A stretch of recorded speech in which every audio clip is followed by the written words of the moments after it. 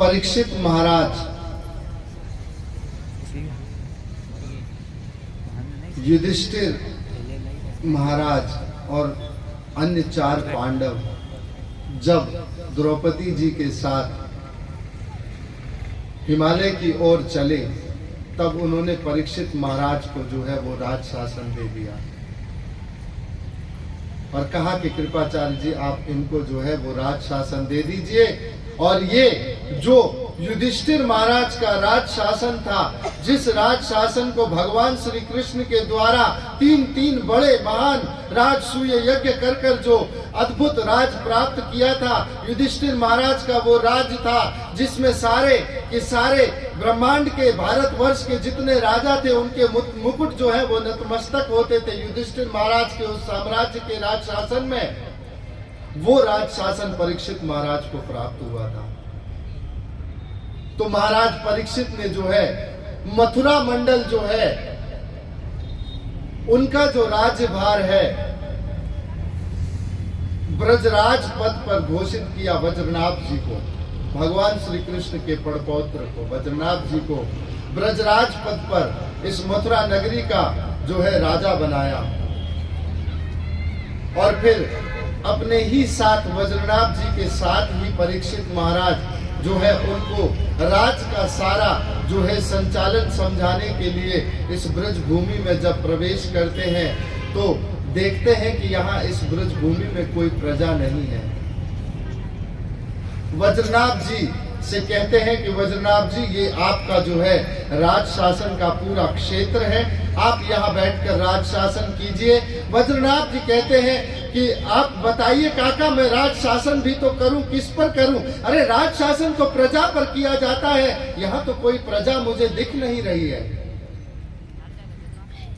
तब परीक्षित महाराज कहते हैं ठीक है मैं आपको सारी व्यवस्था देता हूँ और कुछ धनी सेठ देता हूँ, राजकोष से आपको बहुत सारा धन देता हूँ, आप आइए यहाँ पर राज शासन प्रारंभ कीजिए। परंतु फिर वज्रनाभ जी कहते हैं कि प्रजा तो होनी चाहिए पहले से राज करने के लिए। तब परीक्षित महाराज और वज्रनाभ साथ घूमते हुए दूर एक यमुना पुलीन पर उनको एक छोटी सी कुटिया दिखती है यमुना के तट पर। वहां उस कुटिया में जाकर प्रवेश करते हैं और परीक्षित महाराज को वज्रनाभ जी को देखकर वहां एक ऋषि रहते थे, ऋषि शांडिल्य, उन्होंने देखा और कहा परीक्षित महाराज और वज्रनाभ जी को देखकर कि मुझे गर्गा आचार्य कहकर गए थे कि आप आएंगे। तब परीक्षित महाराज कहते हैं कि पहले प्रणाम करते हैं, साधु को जैसे प्रणाम करना चाहिए, अर्घ आदि जो है अर्पण किया अपनी तरफ से और प्रणाम करने पर और उनके विराजमान बैठ जाने पर साधु जब आए तो खड़े होना चाहिए पहले और फिर उनके बैठ जाने पर खुद बैठना चाहिए, ये शिष्टाचार कहता है। और जब शांडिल्य ऋषि से पूछते हैं परीक्षित महाराज कि मैंने इस वज्रनाभ जी को यहाँ पर राज से जो ब्रजराज पद पर घोषित किया है, आज ये कहते हैं यहाँ पर कोई प्रजा नहीं है। और तब शांडिल्य ऋषि कहते हैं कि देखिए परीक्षित, यदि आपको इस ब्रज में राज शासन यदि आपको करना है और यदि आपको प्रजा की आवश्यकता है तो मैं आपको एक बात बताता हूँ कि आपको यहाँ राज शासन करने के लिए पहले भगवान श्री कृष्ण की नित्य लीला में प्रवेश करना पड़ेगा। जब आप भगवान श्री कृष्ण की नित्य लीला में प्रवेश करोगे तो आपको इस ब्रज में वो सब गोपियां भी दिखेंगी, वो भगवान के सखा भी दिखेंगे, वो गैया भी दिखेंगी, वो कुंड भी दिखेंगे, वो सरोवर भी दिखेंगे। और तब आपको भगवान श्री कृष्ण की नित्य लीला में प्रवेश प्राप्त होगा। तब आप इस ब्रज पर राज शासन कर सकते हैं। भगवान दो प्रकार की लीला करते हैं। एक व्यवहारिक लीला करते हैं भगवान। व्यवहारिक लीला है भगवान की सृष्टि लीला। ये भगवान में जब काम का उदय होता है, जब सृष्टि को बढ़ाने का कार्य करना होता है, तब भगवान जो है व्यवहारिक लीला के रूप में सृष्टि की लीला करते हैं। एक भगवान श्री कृष्ण की नित्य लीला है, और ये नित्य लीला जो है ये सदैव ही भगवान श्री कृष्ण की रास के रूप में सदा ब्रज में होती ही रहती है। अरे नित्य लीला यदि नित्य ना हो तो नित्य शब्द अपने आप में निरर्थक हो जाएगा। फिर नित्य शब्द का कोई अर्थ नहीं रह जाएगा यदि वो नित्य लीला ना हो तो नित्य लीला अपने आप में इस ब्रज क्षेत्र में भगवान श्री कृष्ण की रास लीला सदा ही होती रहती है। इस नित्य लीला में वो भावुक भक्त भगवान श्री कृष्ण के जो प्रवेश पाते हैं वो इन लीलाओं को देख पाते हैं, अन्यथा ये सरलता से प्राप्त नहीं होती है। और इस ब्रज क्षेत्र में वो सदा होती रहती है। और ये ब्रज की भूमि, अरे इसमें तो आचार्य कई कहते हैं कि भगवान इस ब्रज भूमि में मानव मात्र की तो क्या बात करें, यदि कोई पशु पक्षी भी यदि प्रवेश कर जाए तो सच्चिदानंद घन को प्राप्त होता है। सच्चिदानंद घन को प्राप्त होता है। मैं बहुत सारी बातें बोलूंगा, आप तालियां बजाते थक जाएंगे, तो आप श्रवण कीजिए बस। हरे कृष्णा। तो नित्य लीला में प्रवेश कौन कर सकता है? तो कहा, शांडिल्य ऋषि ने जब कहा कि आपको नित्य लीला में प्रवेश करना होगा, तब परीक्षित महाराज वज्रनाभ कहते हैं कि हमको नित्य लीला में कौन प्रवेश करा सकता है? ऋषि शांडिल्य कहते हैं इस समय इस धराधाम पर एकमात्र उद्धव ऐसे हैं जो आपको भगवान श्री कृष्ण की उस नित्य लीला में प्रवेश करा सकते हैं। अरे बद्रिका आश्रम में एक और से तो भगवान ने अपने चरण पादुका देकर उद्धव जी को भेजा है। बद्रिका आश्रम जहाँ अपनी भक्ति का प्रचार और प्रसार करते हैं, और जो भक्त भगवान के वहां बद्रिका आश्रम जाते हैं उनको उद्धव सदा कथा सुनाते हैं। लेकिन दूसरे रूप में उद्धव इस गुलम लता के रूप में ये ब्रज के कुसुम सरोवर और उद्धव कुंड के मध्य में जो जंगल है, आचार्य तो कहीं कहते हैं यहाँ तो प्रत्येक लता ही प्रत्येक पत्ता ही अपने आप में उद्धव है। तो सदा ही उद्धव जो है गुलम लता के रूप में यहाँ सदा बैठे रहते हैं, इस ब्रज में ही रहते हैं। एक ओर से उनका शरीर तो वहां चला गया है बद्रिका आश्रम में, परंतु हृदय जो है वो उद्धव जी का यही ब्रज में है। उन्होंने कभी इस उद्धव जी का हृदय जो है वो ब्रज से बाहर कभी गया नहीं है। एकमात्र आपको उद्धव है जो इस कथा नित्य कथा के माध्यम से, भगवान की कथा के माध्यम से परम भागवत है, इस भागवत की कथा के माध्यम से वो आपको नित्य लीला में प्रवेश करा सकते हैं। मात्र एक उद्धव ऐसे हैं इस समय धराधाम पर। तो कहा उद्धव मिलेंगे कहाँ हमको, कैसे मिलेंगे हमको उद्धव? कहा उद्धव को मिलने के लिए आपको अधिक प्रयास नहीं करना है। अरे जाइए उद्धव कुंड के पास, सिर्फ भगवान श्री कृष्ण का हरे कृष्णा कृष्णा कृष्णा हरे हरे, हरे राम राम राम हरे हरे हृदय से आप सिर्फ कीर्तन कीजिए, उद्धव स्वयं प्रकट हो जाएंगे। उद्धव स्वयं प्रकट हो जाएंगे, आपको अधिक प्रयास करने की आवश्यकता नहीं है। तो ये सब यहाँ से परीक्षित महाराज और वज्रनाभ जी यहाँ से निकले हैं, और उद्धव को ढूंढने के लिए जब निकले हैं तो वहां जाकर जो है कीर्तन प्रारंभ किया है। और यहाँ दूसरी ओर भगवान श्री कृष्ण की पटरानियां जो है, जो अर्जुन जिनको लेकर आए थे, कोल भीलों से युद्ध हार गए थे, अर्जुन को अभिमान ना हो जाए कि उन्होंने इस महाभारत के संग्राम ने विजय कराया है पांडवों को, और मैं एक महारथी था, बहुत बड़ा, मुझ में सबसे ज्यादा शक्तिशाली था और मैं ही इस समस्त ब्रह्मांड का सबसे अधिक जो है सर्वश्रेष्ठ धनुर्धारी था। सिर्फ ये अभिमान ना हो अर्जुन को, इसीलिए भगवान ने अपनी पटरानियों को साथ भेजा था, इनको जाओ हस्तिनापुर ले जाओ अपने साथ अर्जुन, इनका तुमको ध्यान रखना है, क्योंकि आज से 7 दिनों के बाद ये द्वारका जो है मेरी, ये समुद्र में विलीन हो जाएगी अर्जुन, तुम इनको ले जाओ हस्तिनापुर की ओर। तो सिर्फ अर्जुन को ये अभिमान ना हो कि मैं सबसे सर्वश्रेष्ठ शक्तिशाली धनुर्धर हूँ, तो कोल भीलों से सामान्य से भी अर्जुन युद्ध हार गया। तब अर्जुन जो है रोते हुए ये कहते थे कि मैं आज ये समझ गया भगवान कि मेरी जितनी शक्तियां थी, जितना मैं शक्ति से समन्वित था, वो सब के सब आपकी कृपा से था। सिर्फ मेरी कोई शक्ति नहीं थी, सिर्फ आपकी कृपा थी। आज मुझे ये एहसास हो गया है और मैं इन कोल भीलों से भी सामान्य युद्ध हार गया हूँ। जो बड़े बड़े महा हाथी जैसे जो है सामने खड़े होते थे, आकाश जैसा भीष्म जी के सामने मैं खड़ा था, तब मुझे पता चला कि मैं कैसे आज जो है वो भगवान की कृपा से उनसे युद्ध जीत पाया था। आज अर्जुन को ये सिर्फ भगवान को एहसास दिलाना था। तो ये रानियां सारी घूमती घूमती ये पहुंची है, जो ये जमुना जी के तट पर पहुंची।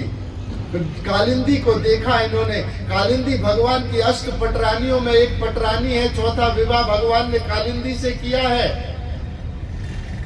आज कालिंदी को देखकर ये पटरानियां सारी कहती हैं, अरे बहन कालिंदी, अरे हमने तो भगवान श्री कृष्ण के विरह में उनके जाने के बाद द्वारका में अश्रु बहाकर कुंड भर दिए हैं। अरे आप कैसे सदा प्रसन्न चित्त रहती हैं और सदा कलकल करती, हंसती हुई, मुस्कुराती हुई बहती रहती है कि आपको भगवान श्री कृष्ण के जाने का विरह नहीं होता है? कभी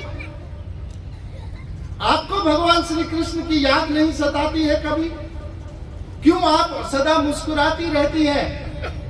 जमुना जी कहती हैं, बहनों, मैंने भगवान श्री कृष्ण की कृपा से राधा रानी का कैंकर्य स्वीकार किया है और इस कैंकर्य की स्वीकृति से मुझे उस नित्य लीला में प्रवेश मिला है। अब मैं उस नित्य लीला में सदा ही भगवान के साथ नित्य विहार में रहती हूँ और उस नित्य लीला में सदा भगवान के उस रास विहार का आनंद लेती हूँ। तो मुझे तो भगवान का विरह होता ही नहीं है। मैंने तो राधा रानी का कैंकर्य स्वीकार कर लिया है। कैंकर्य का अर्थ होता है पूर्ण शरणागति, कि अब जैसा आप कहें वैसा करेंगे। मेरा स्वयं का हृदय अब कुछ नहीं है, जैसा आप कहेंगे वैसा करेंगे। तो राधा रानी के कैंकर्य की स्वीकृति से आज मुझे जो है वो नित्य लीला में प्रवेश की मिला है। तो ये सारी पटरानियां पूछती हैं कि हमको कैसे इस भगवान की नित्य लीला में प्रवेश मिलेगा। तो कहा, वो तो आपको सिर्फ एकमात्र उद्धव इस नित्य लीला में प्रवेश करा सकते हैं, परम भागवत। तो कहाँ मिलेंगे उद्धव? तो जाइए उद्धव कुंड के पास, भगवान श्री कृष्ण के नाम का कीर्तन कीजिए, उद्धव स्वयं प्रकट हो जाएंगे। तो परीक्षित महाराज एक तरफ से निकले हैं, दूसरी तरफ से ये पटरानियां आई हैं, सब एक स्थान पर एकत्रित हुए हैं। सब ने मिलकर भगवान के नाम का कीर्तन किया है, जोर जोर से कीर्तन किया है। तब तो वहां उद्धव प्रकट हो गए और उद्धव भगवान श्री कृष्ण के स्वरूप बिल्कुल उद्धव जी का भगवान श्री कृष्ण जैसा है। सावले सलोने हैं, घुंघराले बाल है उद्धव जी के और पीतांबर धारण करते हैं उद्धव जी। तो पूर्ण जो रूप है वो उद्धव जी का भगवान श्री कृष्ण जैसा है। तब उद्धव जी ने जो है इनको प्रेम से भागवत का जो है श्रवण कराना प्रारंभ किया है। भागवत की कथा को उद्धव ने जैसे ही प्रारंभ किया है, तब तो वहाँ जो है अर्जुन आ गए, बलि महाराज आ गए, इंद्र चंद्र आदि आ गए, स्वयं भगवान श्री कृष्ण आ गए। तब तो ये सत्य हो गया कि भगवान श्री कृष्ण का जहाँ कीर्तन होता है वहाँ भगवान अपने आप आ जाते हैं। जैसे रामचंद्र जी की कथा में सदा हनुमान जी वानर रूप में आते हैं, ऐसे भगवान श्री कृष्ण का जहाँ कीर्तन होता है वहाँ भगवान आते हैं, किसी न किसी रूप में आते हैं। हमारे पास वो दृष्टि नहीं है उन्हें पहचानने की, परंतु आते अवश्य हैं।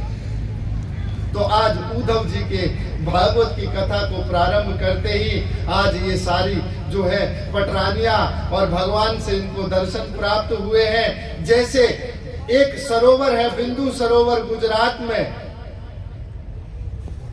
गुजरात में एक सरोवर है बिंदु सरोवर। सिद्धपुर नामक स्थान पर अहमदाबाद से तकरीबन 100 किलोमीटर की दूरी पर 4 सरोवर मुख्य हैं।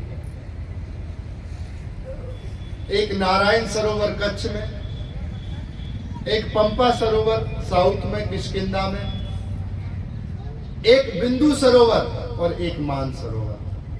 4 मुख्य सरोवर है भारतवर्ष में। ये बिंदु सरोवर ये परशुराम जी ने अपनी माता रेणुका का जो है वहां पिंडदान किया था, तो इसको मातृ गया भी कहते हैं। लोग बहुत से माताओं का तर्पण करने के लिए वहां जाते हैं, तो ये मातृ गया है। तो एक समय की बात है, राधा रानी को जो है गर्ग संहिता में पढ़कर बता रही थी इंदुलेखा सखी कि जो है इस बिंदु सरोवर में जो स्नान करता है उनको भगवान श्री कृष्ण के तत्काल दर्शन होते हैं। राधा रानी ने कहा कि ये क्या कह रही हो, दोबारा पढ़ो जरा। तो कहा कि इस बिंदु सरोवर में जो है वो तत्काल भगवान श्री कृष्ण के स्नान करने पर दर्शन होते हैं। राधा रानी ने कहा कि चलो फिर हम सब बिंदु सरोवर चलते हैं। आज यहाँ से पूरा जो है ब्रज से सारी गोपियां निकली हैं और वहाँ बिंदु सरोवर पर पहुंची है, और वहां से भगवान द्वारका से यदुवंशियों को सबको लेकर बिंदु सरोवर में आ रहे थे। तब राधा रानी की जो है परिकर सखियां वो सब स्नान कर रही थी। ये यदुवंशी गए कि कहा भगवान श्री कृष्ण आए हुए हैं, आप सब हटिए। तब राधा रानी तो वहां थी नहीं। उन्होंने कहा कोई होगा उनसे कहिए इस समय वृषभानु नंदनी आपको पाने का साधन दोबारा क्या होगा। तब भगवान कहते हैं अब आप चिंता मत कीजिए, स्वकीय भगवत तेजा तिरोधाय प्रविष्टोभ्यम भागवतम पुराण अर्णवम। अब मैं कहीं और नहीं जा रहा हूँ, मैं अपना समस्त तेज जो है वो इस भागवत में समन्वित करता हूँ, समाहित करता हूँ। तो तिरोधाय प्रविष्टोभ्यम भागवतम पुराण अर्णवम। अब मैं इस भागवत में प्रवेश करता हूँ और अब इसी भागवत के माध्यम से आप मुझे प्राप्त कर सकते हैं और मेरे दर्शन कर सकते हैं। मात्र एक भागवत के माध्यम से आज भगवान ने ये कहा है, सब बहुत संतुष्ट हुए हैं, सबको बहुत आनंद हुआ है, उल्लास हुआ है और भगवान के दर्शन प्राप्त हुए हैं। तो ये एक कथा श्रीमद् भागवत के महात्म्य की जो है ये उद्धव जी के द्वारा की गई ये इस धरती पर होने वाली सबसे पहली कथा है। तो ये कथा जब हो रही थी तब परीक्षित महाराज वहां जब थे, प्रारंभ करने से पहले तो परीक्षित महाराज सुनने के लिए बैठे, तो उद्धव जी ने कहा कि कुछ लोग आए परीक्षित महाराज के पास राज से कि आप चलिए महाराज, आपकी राज्य में आवश्यकता है। महाराज परीक्षित कहते हैं उद्धव जी से कि मैं कब भागवत की कथा को सुनूंगा, आप मुझे बताइए, मुझे भागवत की कथा सुनने को क्यों नहीं मिल रही है। उद्धव जी कहते हैं आप चिंता मत कीजिए परीक्षित महाराज, अब इस धरती पर दोबारा यदि इस भागवत का कभी प्राकट्य होगा तो परीक्षित माध्यम आप ही बनेंगे, आप ही माध्यम बनेंगे दोबारा इस परीक्षित महाराज इस भागवत को प्रकट करने के लिए। तब परीक्षित महाराज पुनः वापस आए अपने राज्य में और कथा नहीं सुन पाए, और बाकी सब लोगों ने कथा सुनी और भगवान के धाम को प्राप्त किया।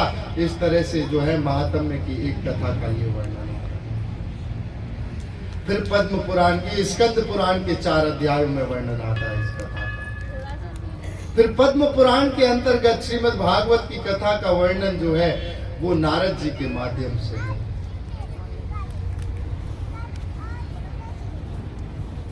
जब नारद जी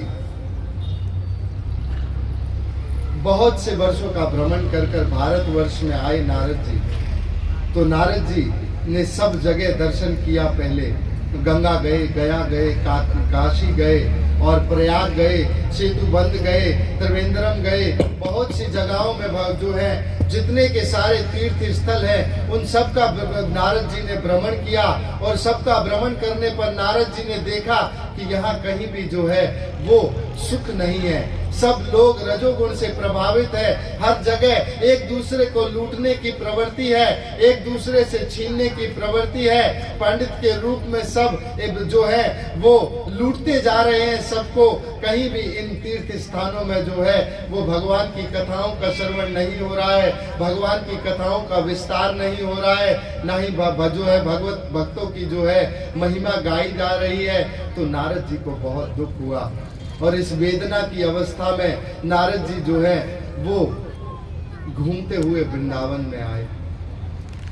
तो वृंदावन में आकर तो नारद जी का जो हृदय है वो प्रसन्न हो गया और यहाँ घूमते घूमते नारद जी ने दर्शन किए एक बहुत सुंदर युवती के। नारद जी पूछते हैं और कि देवी आप कौन हो? तब कहती है कि नारद जी आप मुझे जानते हो, मेरा नाम भक्ति है और भक्ति स्वयं अपने स्वरूप में थी। भक्ति भीतर का विषय है, ज्ञान भीतर का विषय है, एक वैराग्य भीतर का विषय है, बाहर दिखाने की वस्तु नहीं है। ये भीतर रहता है, हृदय के भीतर रहता है, कहीं बाहर इसको दिखाने का माध्यम नहीं है। वो भक्ति भी अपने स्वयं के जो है स्वरूप में थी वहां। और स्वरूप में भक्ति के पास में दो वृद्ध जो है वो लेटे हुए थे और लेटे हुए वृद्धों को देखकर जब भक्ति कहती है कि नारद जी आप मुझे जानते हो, मैं भक्ति हूँ, मैं जो है मेरा प्राकट्य जो है वो साउथ से मैं प्रकट हुई हूँ। रामानुजाचार्य जैसे महान संत हुए और मैं वहां से घूमती हुई फिर आगे कर्नाटक में आई, लोगों ने मेरा सम्मान किया। मैं महाराष्ट्र में गई, मुझे हाथ में जोड़कर लोगों ने मेरे को नमस्कार किया और फिर मैं पुनः जब गुजरात में गई तो मैं जर्जर हो गई।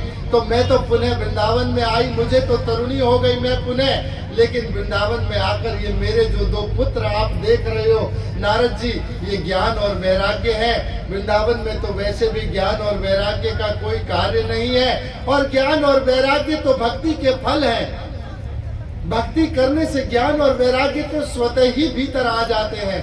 तो ज्ञान और वैराग्य ये भक्ति के फल मेरे पुत्र रूप है। ये मेरे दोनों पुत्र ज्ञान और वैराग्य आज वृद्ध अवस्था से पीड़ित है और ग्रसित हो चुके हैं। ये अब सांस भी ठीक से नहीं ले पा रहे हैं, बड़ी मुश्किल से ये हिल पाते हैं। नारद जी पूछते हैं इनका ये कारण कैसे हुआ?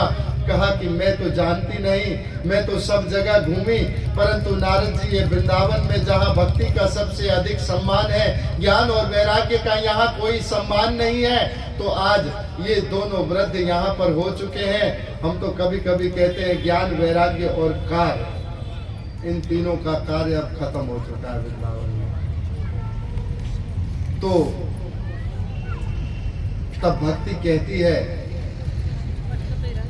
कि नारद जी यदि मेरे ये दो पुत्र ज्ञान और वैराग्य पुनः नव यौवन को प्राप्त नहीं होंगे तो नारद जी मैं आपसे कहती हूँ मम गमिष्यामि, मैं सागर पार चली जाऊंगी। नारद जी मैं यहाँ भारतवर्ष में नहीं रहूंगी। और सही में भक्ति सागर पार चली गई।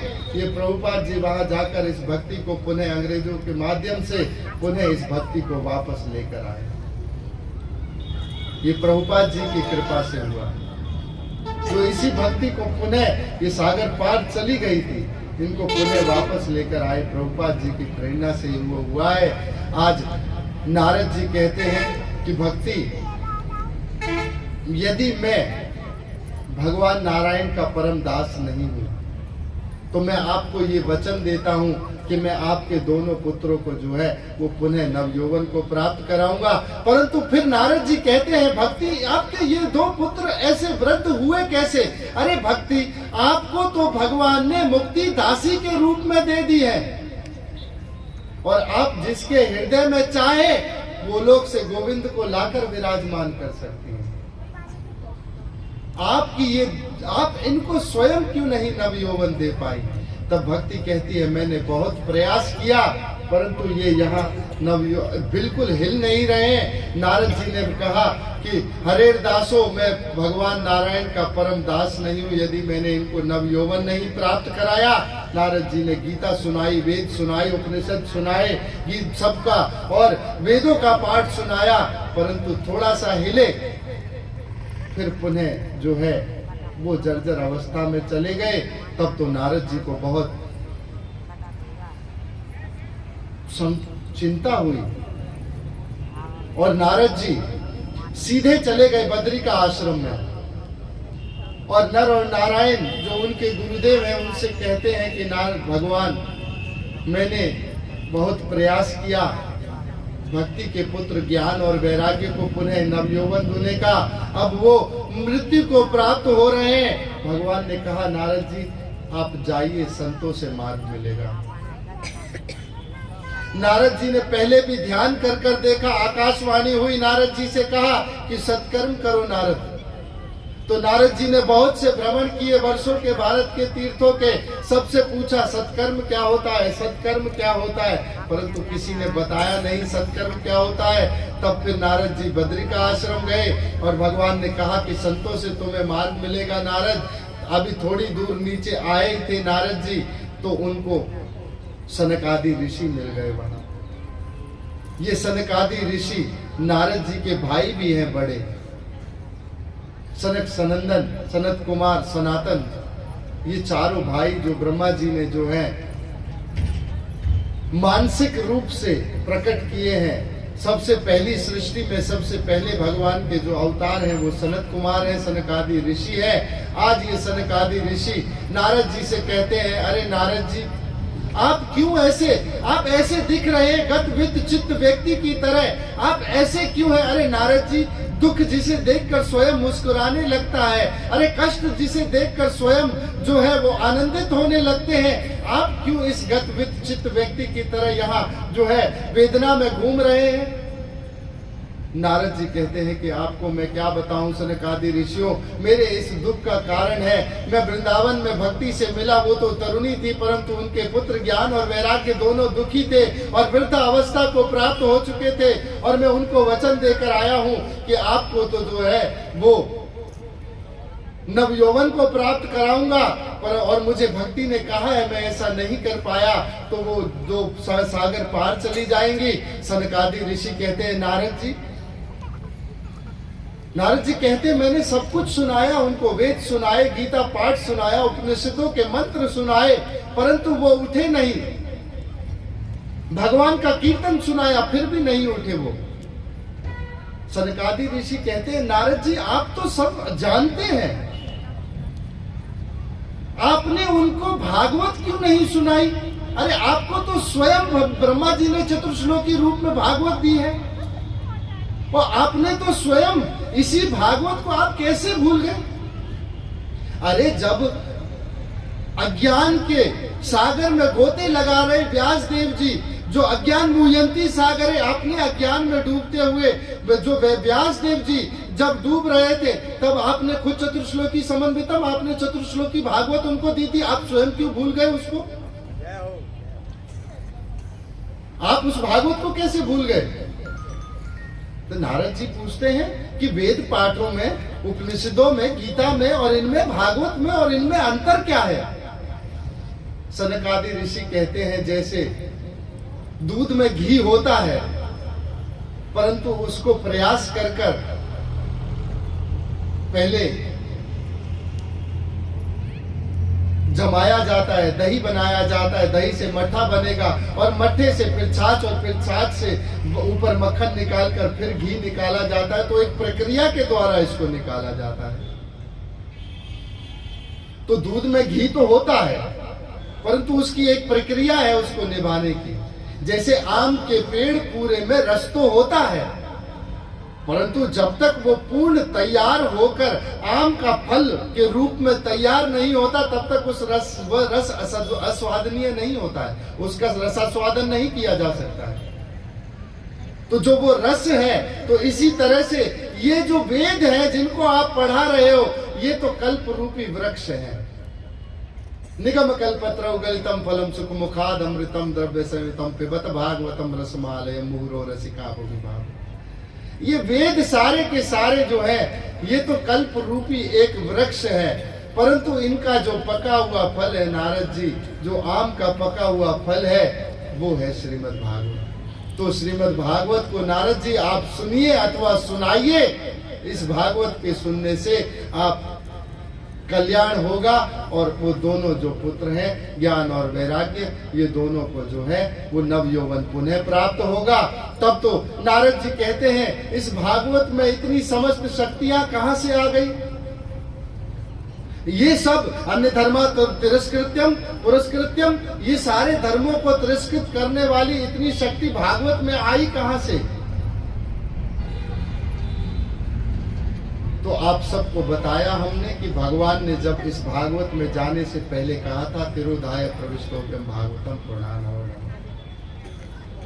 तब फिर पूछा कि इसमें इतनी शक्तियों का माध्यम क्या है। नारद जी पूछते हैं कि इसमें इतना जो है वो सिर्फ मात्र एक भागवत में इतना क्यों है? तब तो सनकादि ऋषि इतने जोर से और जोर देकर बोलते हैं, सनकादि ऋषि, किंबा श्रुति बहुरी शास्त्र पुराणाच भ्रमयितवा, इतने सारे शास्त्रों को सुनने की आपको आवश्यकता क्या है? एकम भागवतम शास्त्रम मुक्तिदाने न गर्जति, एकमात्र भागवतम सिंह की तरह दहाड़ रहा है मुक्ति देने के। इतने सारे शास्त्रों को सुनने की आपको आवश्यकता क्या है? किंबा श्रुति बहुरी शास्त्र पुराणाच भ्रमयितवा, आवश्यकता नहीं है आपको इतने सारे शास्त्रों की। न गंगा न गया काशी, न पुष्कर न प्रयागकम, जो फल आपको गंगा में स्नान करने से प्राप्त नहीं होता है, प्रयागों के दर्शन से प्राप्त नहीं होता है, पुष्कर जाकर प्राप्त नहीं होता है, वो फल इस मात्र भगवान की इस भागवत की कथा को श्रवण से मात्र प्राप्त हो सकता है। यत् फलम नास्ते तपसा न जोगे न समाधिना तत्फलम सम्यक लभते कलौ केशव कीर्तना।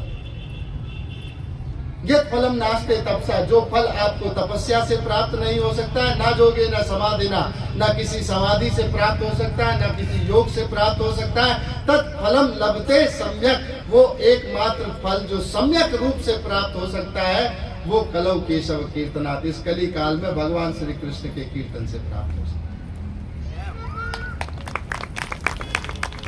मात्र एक भगवान श्री कृष्ण के कीर्तन से प्राप्त। स्वर्गे सत्य न कैलाशे वैकुंठे नास्ति अयम रसा, ये जो रस है भागवत का जिसको आप सुनते हैं, स्वर्गे सत्य न कैलाशे, ये इंद्र के लोक स्वर्ग में नहीं है, ना शंकर जी के लोक कैलाश में है, और इनकी मैं क्या बात कहूं, ये वैकुंठ में भी आपको उपलब्ध नहीं है। कहाँ उपलब्ध है? भूवि, अरे पृथ्वी वालों भाग्यशालियों, आपको ये रस यही इसी धरती पर यही उपलब्ध है, ये कहीं और उपलब्ध नहीं है आपको ये रस, ये यही जो है उपलब्ध है आपको रस। तब सनकादि ऋषियों से नारद जी कहते हैं तो फिर आप ही सुनाइए बड़े भाइयों। तो कहा ठीक है आप आयोजन कीजिए नारद जी। कहा नारद जी, फिर नारद जी कहते हैं ठीक है, नारद जी तो सबके कल्याण का सोचते हैं। नारद जी कहते हैं ठीक है, थोड़ा और नीचे उतर कर आते हैं। हरिद्वार के आनंद घाट पर सप्तऋषि आश्रम पर चलकर इस कथा का आयोजन हुआ है। इस कथा को प्रारंभ करके अभी मंगलाचरण ही प्रारंभ नहीं हुआ है इस कथा का, और जो ज्ञान और वैराग्य है वो दोनों नवयुवन को प्राप्त होने लगे और नवयुवत हो गए। भक्ति जो है वो तरुणी अवस्था में नृत्य करने लगी और वहां अर्जुन वाद्य मंत्र आदि बजा रहे हैं। उस कथा में ऐसी अद्भुत कथा वहां प्रारंभ हुई है, और तब तो भक्ति जो है वो वहां आकर सामने सबके सामने आकर बैठ गई। तब भक्ति पूछती है सनकादि ऋषियों से कि पहले तो सनकादि ऋषि पूछते हैं आप कौन है देवी? तो कहा मैं भक्ति हूँ।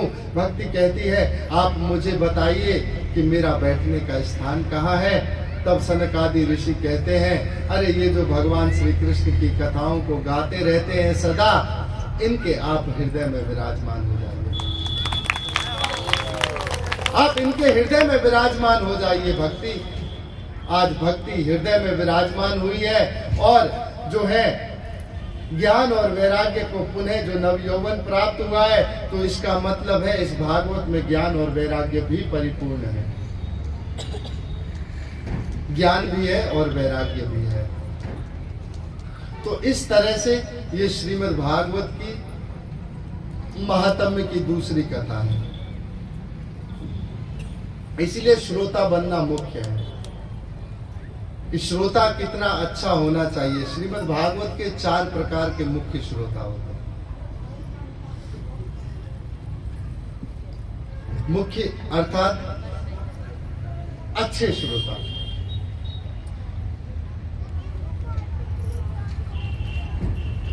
नीच कोटि के भी श्रोता बताए गए हैं और उच्च कोटि के श्रोता भी। तो एक श्रीमद् भागवत के श्रोता होते हैं, आप सब पुराने लोग हैं, वरिष्ठ बैठे हुए हैं, आप सब जानते हैं चातक नाम का पक्षी होता है, छोटा सा होता है, पीहू भी कहते हैं हम उसको।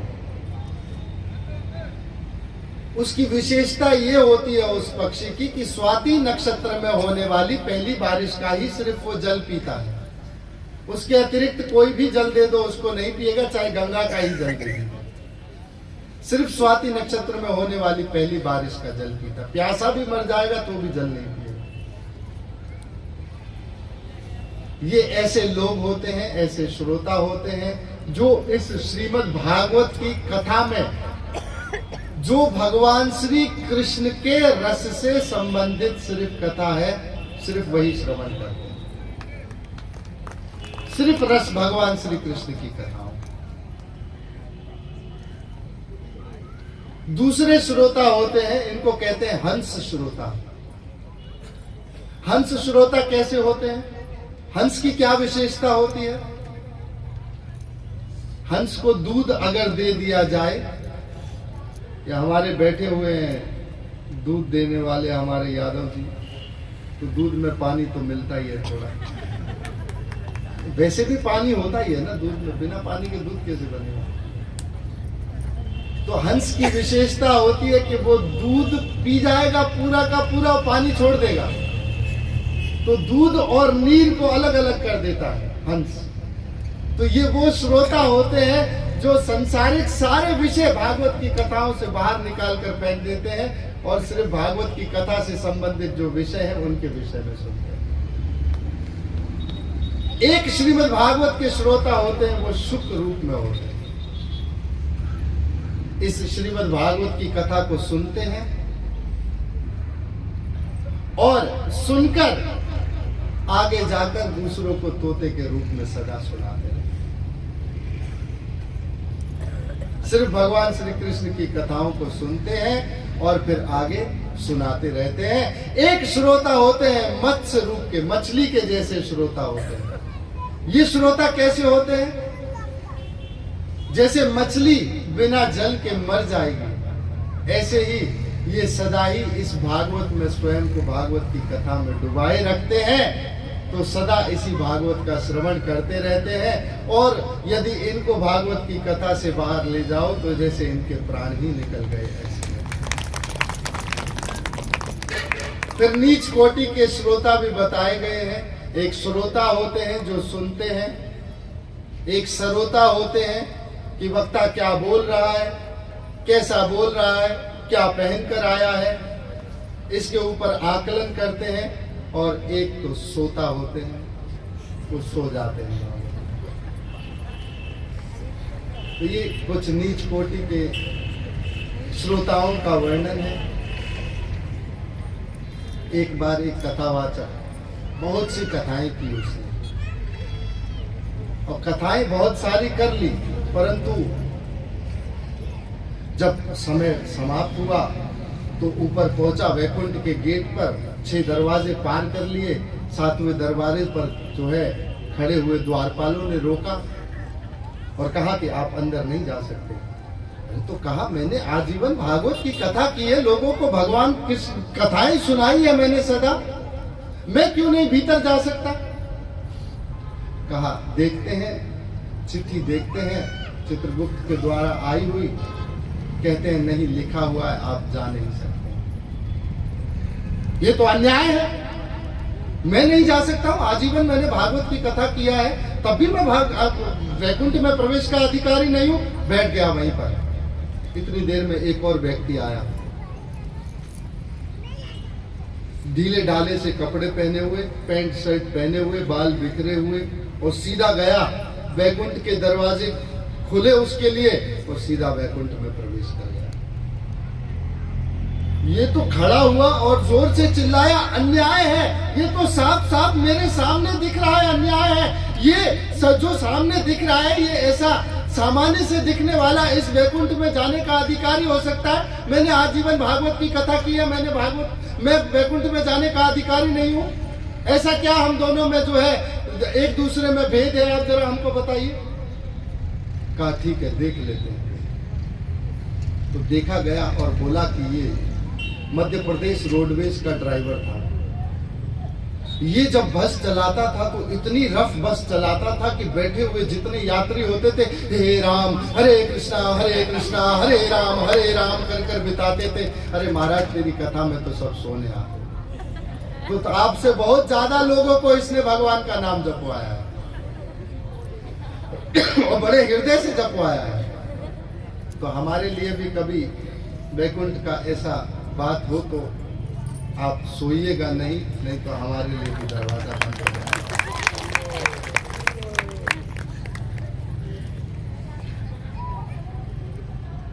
तो ये श्रीमद् भागवत की 2 कथाओं का मैंने वर्णन किया। एक श्रीमद् भागवत की कथा इसी पद्म पुराण के अंतर्गत 6 अध्यायों के अंतर्गत आती है, जो कथा आप सबने सुनी है गोकर्ण और धुंधकारी नदी। तुंगभद्रा नदी के किनारे, तुंगभद्रा इसका मतलब एक है, ये जो शरीर है हमारा, इसमें हमारा भद्र का अर्थ होता है कल्याण। तुंगभद्रा नदी यानी हमारा शरीर जो हमको कल्याण करा सकता है, इसी शरीर से हम कल्याण कर सकते हैं।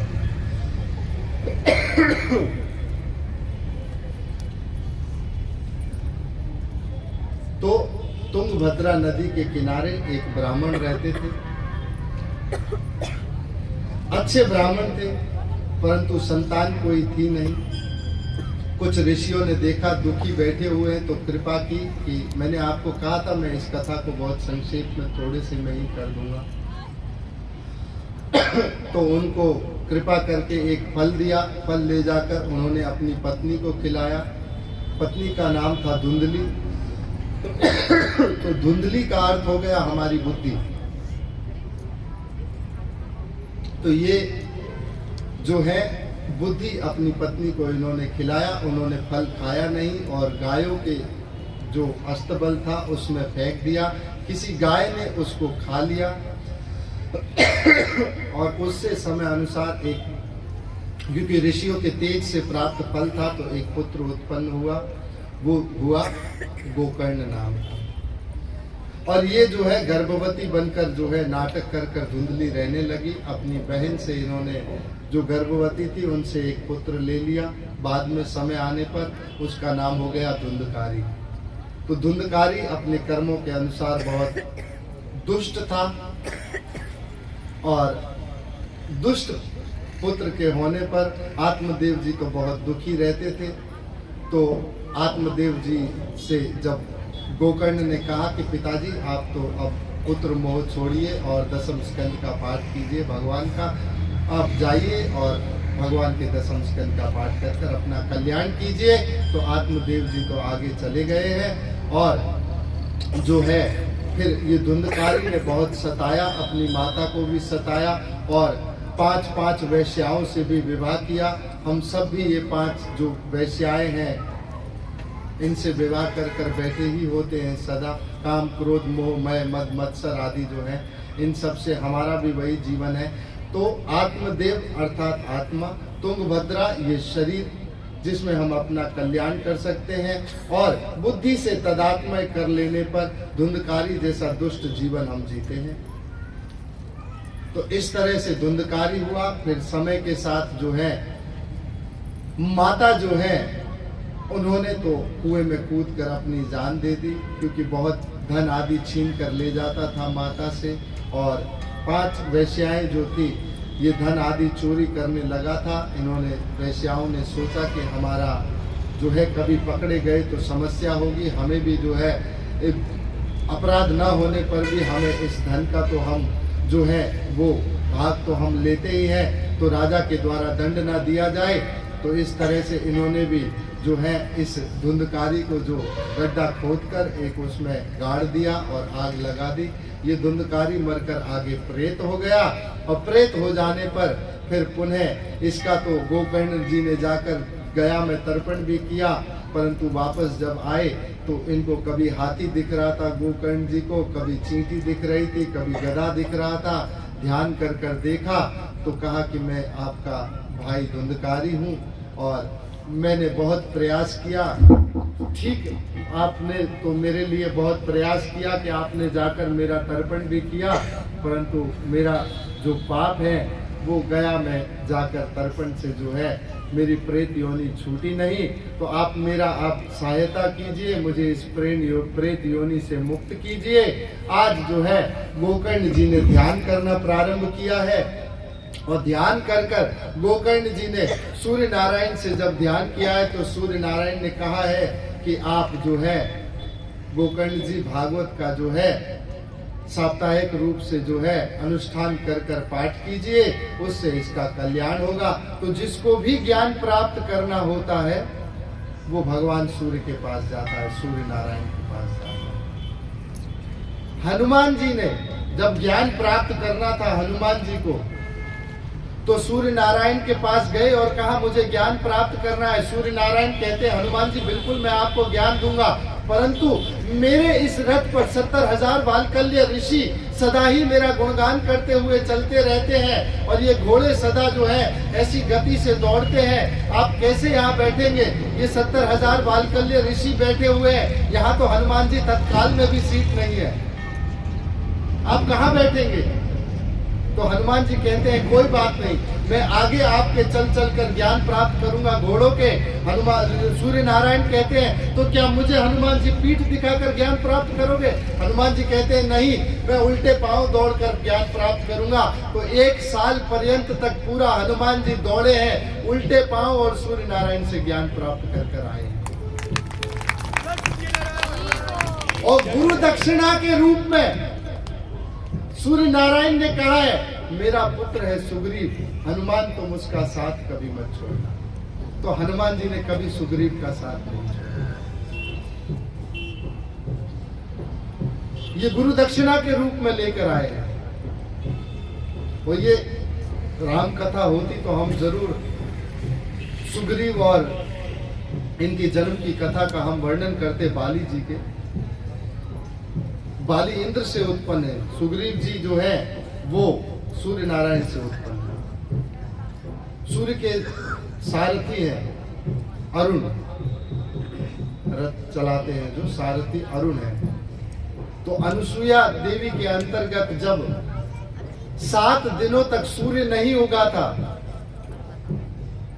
पतिव्रता स्त्री के लिए अनुसुईया जी ने 7 दिनों तक सूर्य को रोक दिया था, सूर्य उगा नहीं था। तब उस समय पे सूर्य नारायण के सारथी अरुण चले गए पहले इंद्रलोक में, सुंदर स्त्री का अप्सरा का वेश बनाकर गए। तब तो इंद्र ने देखा, वो तो अप्सराओं से वैसे ही मोहित रहते, उन्होंने देखा अरुण बहुत सुंदर है, उनसे पुत्र उत्पन्न हुआ बाली। ये पुनः गए सूर्य नारायण के पास, कहा मैं तो वहां गया था, मैं इस तरह से पुत्र उत्पन्न हो गया बाली मेरे। सूर्य नारायण ने कहा तो बताइए जरा एक बार कैसा वेश बनाया था आपने? इन्होंने फिर पुनः स्त्री का वेश बनाया, अब तो सूर्य नारायण मोहित हो गए, तो पुत्र हो गया सुग्रीव। ये सुग्रीव और बाली के जन्म की कथा है। तो सूर्य नारायण से हर किसी को ज्ञान प्राप्त करने के लिए जाना होता है। तो ये गोकर्ण जी ने जब सूर्य नारायण से ज्ञान प्राप्त किया और पुनः वापस आए और 7 पहले बांस के डंडे लगाए और फिर साथ भागवत का पाठ प्रारंभ किया।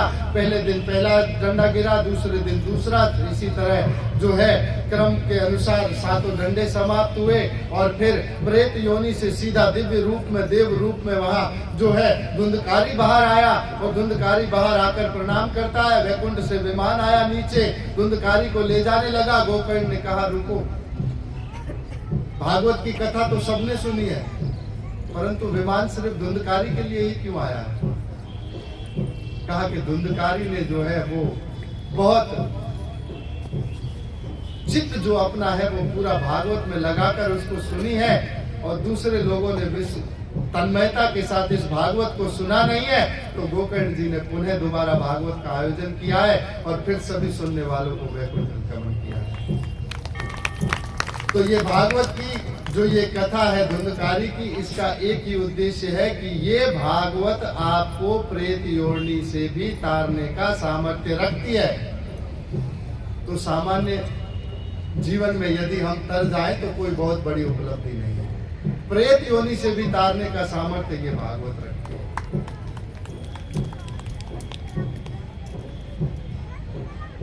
तो ये तीसरी कथा हमने आपको बताई महात्म्य की। चौथी कथा श्रीमद् भागवत की नैमिषारण्य में हो रही है। सुनाने वाले कौन है? सूत गोस्वामी, उग्र शर्वा सूता, रोमहर्षण सूता जी के पुत्र। तो जब 88,000 शौनक आदि ऋषियों ने कलयुग में प्रवृत्ति मार्ग में न जाने के उद्देश्य से उन्होंने ये सोचा कि हमें प्रवृत्ति मार्ग में नहीं जाना है, हम जाकर कहीं 1000 वर्ष तक चलने वाला एक यज्ञ करेंगे जिससे कलयुग का जो है वो दोषों से थोड़ा सा वो कम हो सके। कलयुग जो सबके ऊपर भारी हो रहा है वो थोड़ा सा उसका भार कम किया जा सके। तो इस उद्देश्य से उन्होंने इस यज्ञ को प्रारंभ करना 1000 वर्ष तक उद्देश्य कर प्रारंभ किया। शौनक आदि ऋषियों ने एकत्रित होते होते 88,000 ऋषि हो गए और ये ऋषि जो है पहले चले गए प्रयागराज में, भारद्वाज ऋषि के आश्रम पर गए, वहां जाकर इस यज्ञ का अनुष्ठान करना प्रारंभ किया। फिर तो पहले तो यज्ञ करने लगे, परंतु फिर समय आया, कुंभ मेले का समय लगा, यज्ञ में बाधा उत्पन्न होने लगी, लोग भीड़ होने लगी बहुत। तो कहा कि आप, भारद्वाज मुनि से कहा कि आप हमारी कोई सहायता कीजिए। भारद्वाज मुनि कहते हैं यहाँ के तो जो है आदि देव है वो तो त्रिवेणी माधव है, तीनों नदियां पटरानियों के रूप में इनके श्री चरणों में बहती रहती है, आप त्रिवेणी माधव से जाकर प्रार्थना कीजिए। इन्होंने जाकर त्रिवेणी माधव से प्रार्थना की है और प्रार्थना करने पर माधव कहते हैं कि मैं आपको एक चक्र देता हूँ, मेरा ये चक्र जहाँ जहाँ जाएगा आप इसके पीछे चलिए, जहाँ ये चक्र रुककर धरती में चला जाए आप वहाँ पर रुककर एक स्थान पर रहकर वहां अपना अनुष्ठान ये संपन्न कीजिएगा। चक्र आगे आगे चला है, ऋषि पीछे पीछे चले हैं। नैमिषारण्य जो है जगह लखनऊ के पास में जाकर, नैमिषारण्य जो जगह है वहां जाकर गोमती नदी के तट पर ये जो चक्र है ये नीचे धरती में रुका है और फिर सीधा पाताल में आगे की ओर चला गया है। चक्र तीर्थ नामक यहाँ पर स्थान हो गया है और चक्र तीर्थ नामक इस स्थान पर बैठकर इन्होंने यज्ञ का अनुष्ठान करना प्रारंभ किया। और यज्ञ करने लगे तो यज्ञ का एक नियम होता है कि यज्ञ जब किया जाता है तो सुबह के समय यज्ञ किया जाता है, शाम के समय जो है पुराण आदि की कथा की जाती है कि शाम को लोग बैठकर बेकार की व्यर्थ की वार्ता ना करें, तो पुराण की कथा की जाती है। ये यज्ञ का सांगोपांग अंग है पुराण की कथा। तो यज्ञ किया गया, सांगोपांग अंग जो कथा है पुराण की करने के लिए उस समय जो है सूत गोस्वामी वहां पर आते हैं और सूत गोस्वामी से आकर ये शौनक आदि ऋषि कहते हैं प्रणाम कर कि आपने बहुत से गुरुओं का सानिध्य प्राप्त किया है, गुरु शिष्य से स्निग्धस्य, आपने बहुत से शिष्यों का सानिध्य प्राप्त किया है और गुरुओं का सानिध्य प्राप्त किया है। कृपा करके आप हमको कुछ ऐसा बताएं जिससे हमारा कल्याण हो सके। तो मुख्यतः यहाँ 6 प्रश्न पूछेंगे और यही 6 प्रश्न जो है वो इस भागवत का मूलभूत पिलर है। इन्हीं 6 प्रश्नों के उत्तर में पूरी की पूरी बात भागवत के 12 स्कंध है, 335 अध्याय और 18,000 श्लोक। ये मुख्य 6 प्रश्न पूछेंगे। तो शौनक आदि ऋषियों से शौनक आदि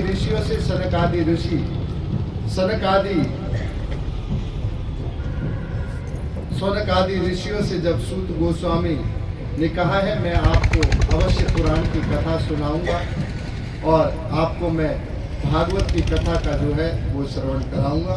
ये मुख्य कथा श्रीमद् भागवत की है जिसको सुनने से सभी का कल्याण हो सकता है। तो कहा कि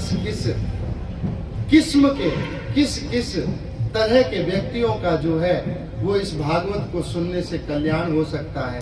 सूत गोस्वामी कहते हैं पापी हो, दुराचारी हो, पर स्त्री गामी हो, गुरु पत्नी गामी हो, चोर हो, झूठा हो और जो पापी हो, दुराचारी हो, हर तरह के व्यक्ति का इस भागवत को सुनने से उसका उद्धार हो सकता है। सिर्फ शुद्ध हृदय से सुने ऐसा नहीं है, किसी भी प्रकार का वृत्ति का व्यक्ति इस भागवत को सुने तो अपना कल्याण कर सकता है।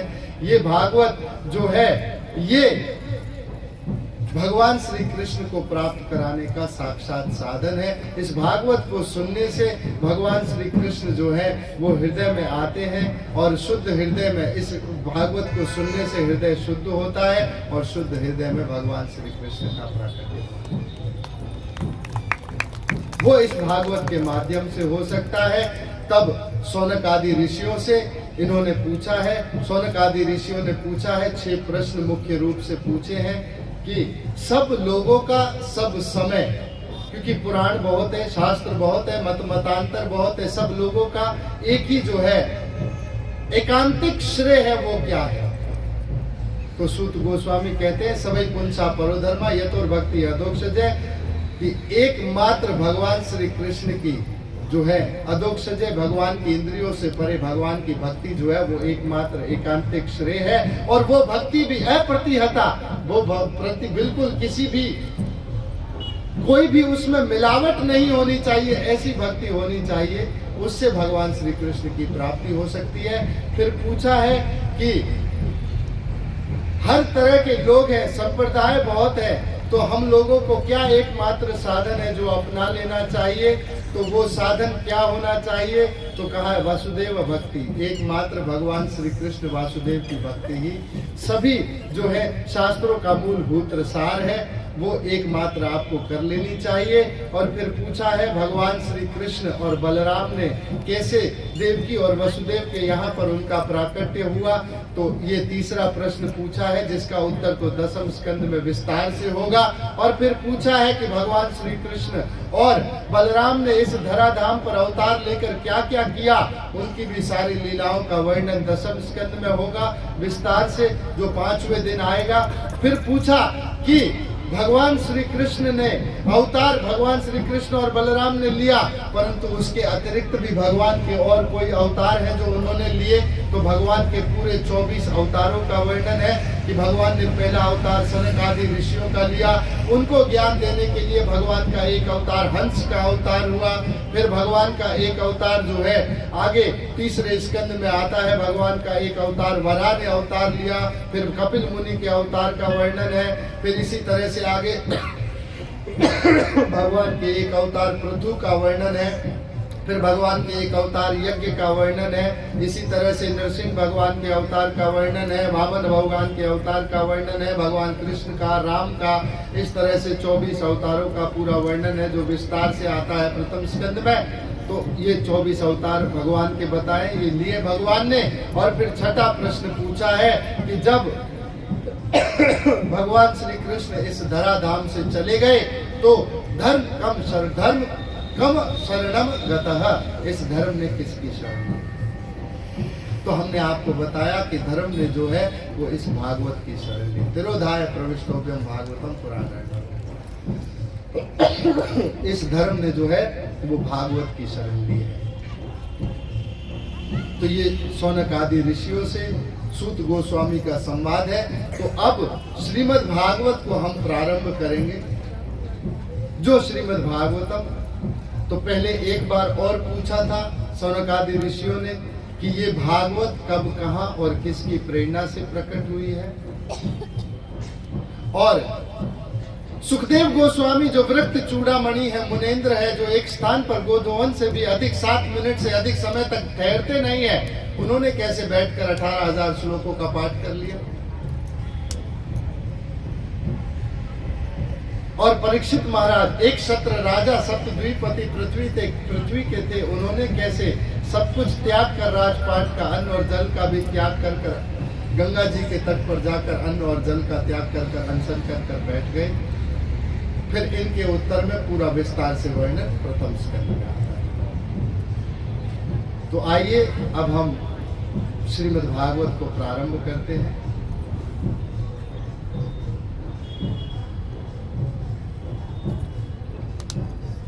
श्रीमद् श्रीमद् भागवत को प्रारंभ करने से पहले व्यासदेव जी मंगलाचरण करते हैं।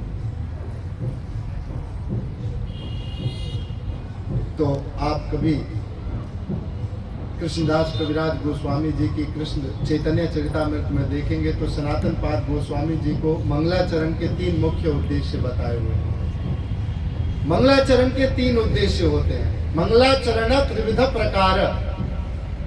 मंगलाचरण का पहला उद्देश्य होता है अपने इष्ट देव को प्रार्थना, कि मेरे जो इष्ट हैं उनको प्रार्थना की जाती है। तो पहला श्लोक श्रीमद् भागवत के मंगलाचरण का है अपने इष्ट देव को प्रार्थना। जन्माद्यस्य यदा अन्वयादितरस्तस्य अर्थेषु अभिज्ञस्वराटः तेने ब्रह्म हृदयादि कवये मुह्यन्ति यत सूरया तेजो वारी मृदाम येना यथा विनिमयो यत्र त्रिसर्गो मृषा धाम्ना स्वेन सदा निरस्तकुहकं सत्यं परम धीमहि। तो ये व्यासदेव जी जो है अपने इष्ट देव को प्रार्थना करते हैं। दूसरा उद्देश्य होता है मंगलाचरण का विषय वस्तु का निर्देश। What is the subject matter, मैं आपको क्या देने जा रहा हूं, विषय क्या है जो मैं आपको देने जा रहा हूं, क्या है उसके भीतर।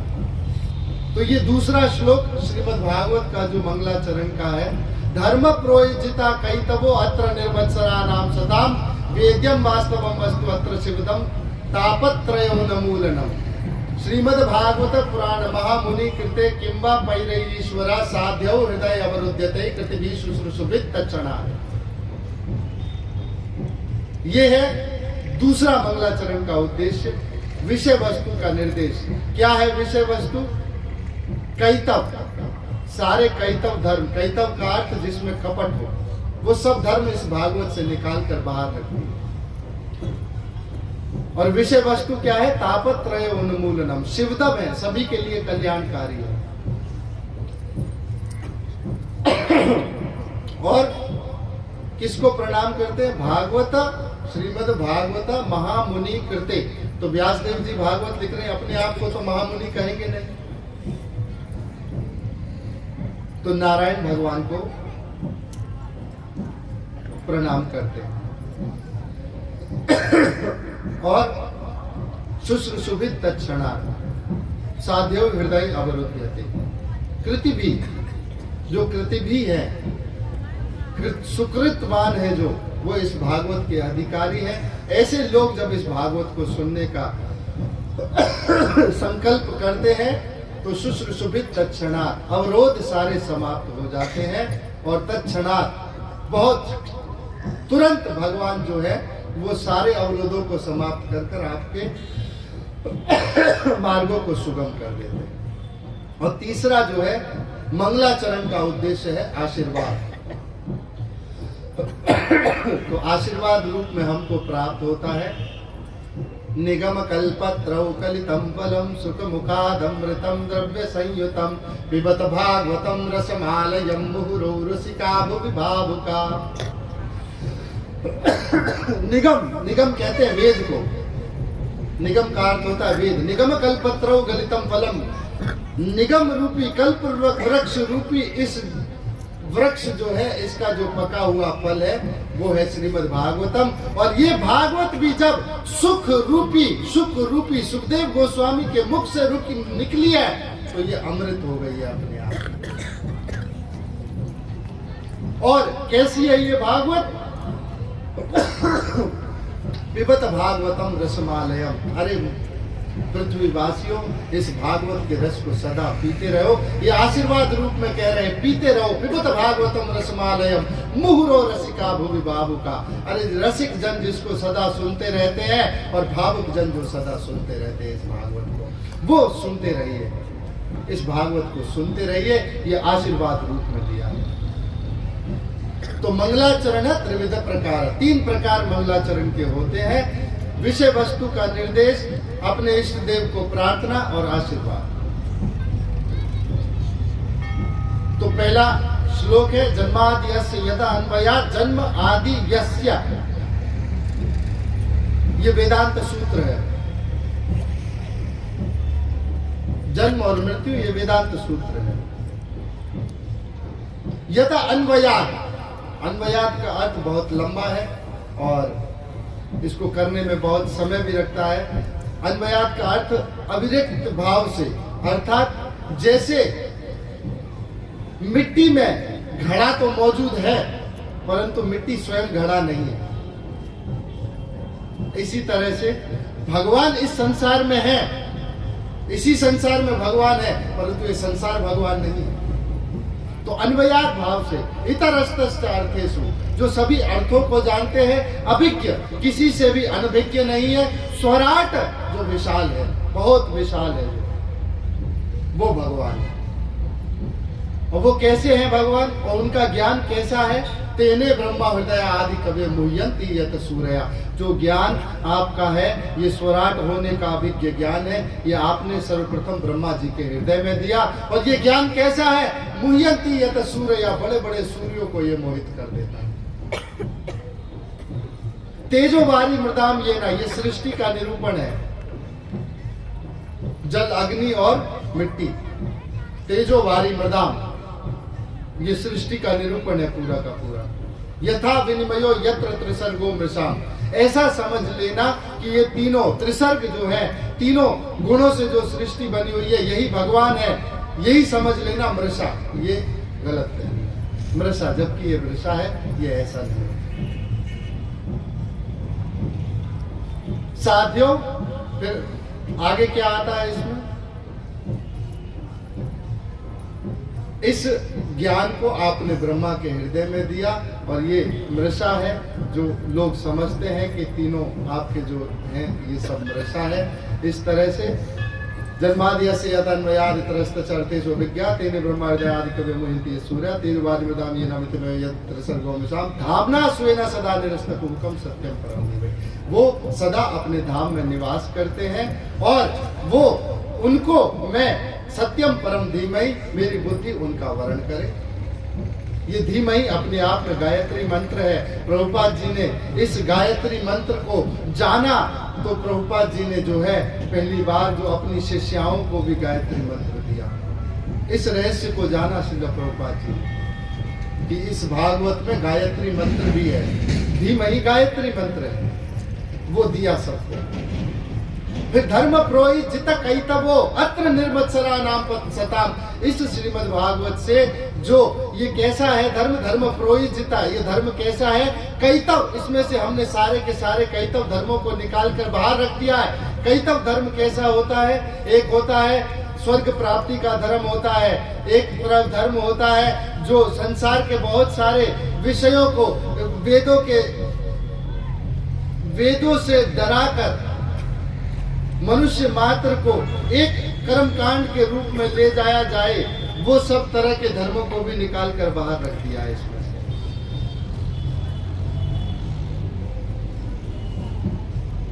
ब्रह्म में लीन होने का धर्म, ये योगियों का धर्म है। स्वर्ग प्राप्ति का धर्म, ये ज्ञानियों का धर्म है। वैकुंठ प्राप्ति का धर्म, इसको भी बाहर निकाल दिया। सब धर्मों को यहां से बाहर निकाल दिया है। किसी भी प्रकार का इसमें कैतव धर्म नहीं है, कपट वाला धर्म नहीं है, मिलावट वाला धर्म नहीं है। बिल्कुल शुद्ध प्योर भगवान श्री कृष्ण की कथाओं से परिपूर्ण है श्रीमद् भागवत। सारे कैतव धर्मों को बाहर निकाल कर रख दिया है। और ये कैसे है? शिवदम, शिवदम का अर्थ होता है सभी के लिए कल्याणकारी। तापत्रय उन्मूलनम, तीनों प्रकार के तापों से, पाप का फल होता है ताप, ये तीनों प्रकार के तापों से भी इनको जो है तारने वाला है। तीनों तरह के तापों से भी आपको निवृत्ति प्राप्त करा देता है, ऐसा ये धर्म है। और श्रीमद् भागवत महापुराण जो है ये वेद व्यास महामुनि कृते, अपने ईश्वर इष्ट देव को जो है प्रणाम करते हैं। नारायण जो है वो इनके महामुनि हैं। उन्होंने इस श्रीमद् भागवत को चतुर्श्लोकी रूप में पहले ब्रह्मा जी को दिया है, ब्रह्मा जी ने नारद जी को दिया है, नारद जी ने वेद व्यास जी को दिया है, वेद व्यास जी ने अपने पुत्र सुखदेव जी को दिया है, सुखदेव जी ने इस भागवत को जो है वो सूत गोस्वामी जी को बताया है। सूत गोस्वामी जी के माध्यम से ये भागवत हमको प्राप्त होती है। तो ये रस जो है, फल जो है, ये सीधा नहीं गिरा है जमीन पर कि विकृत हो जाए, ये परंपरा से नीचे आ रहा है। तो कई तब सारे धर्म निकाले हैं, शिवधर्म ये पूरा है, सभी के लिए कल्याणकारी है। और जो सुकृतवान है, कृतवान है, वो इस भागवत को सुनने का माध्यम अपने हृदय में जब भाव रखेगा तो सारे अवरोध अपने आप समाप्त हो जाएंगे। तत्क्षणात सारे समाप्त होकर तुरंत भगवान श्री कृष्ण की कथा में वो पहुंच जाएंगे। तो ये 3 श्लोकों में पहले मंगलाचरण करते हैं। फिर 6 श्लोक पूछे हैं मुख्य सनक आदि ऋषियों ने, जिनके उत्तर हमने आपको बताए। और फिर 3 मुख्य प्रश्न और पूछ लिए हैं कि ये भागवत कब, कहाँ और किसकी प्रेरणा से प्रकट हुई। तो ये भागवत वेद व्यास जी के द्वारा नारद जी की प्रेरणा से कहाँ प्रकट हुई। वेद व्यास जी का आश्रम है, बद्रिका आश्रम में, संप्राशन मुनि, संप्राशन नाम का, वहां इस भागवत का प्राकट्य हुआ और नारद जी की प्रेरणा से हुआ। तो जब वेद व्यास जी ने एक वेद को 4 में विभाजित कर लिया, 4 वेदों को भी समझाने के लिए 108 से अधिक उपनिषद लिख दिए, वेदांत सूत्र लिख दिया, ब्रह्म सूत्र लिख दिया, महाभारत जैसा ग्रंथ भी लिख दिया, स्त्री सूत्र वैश्य जिसको पढ़कर अपना कल्याण कर सकते हैं, फिर भी व्यास देव जी अभी भी संतुष्ट नहीं थे। और इस असंतुष्टता की अवस्था में सरस्वती की नदी के तट पर जाकर बैठ गए व्यास देव जी और विचार करने लगे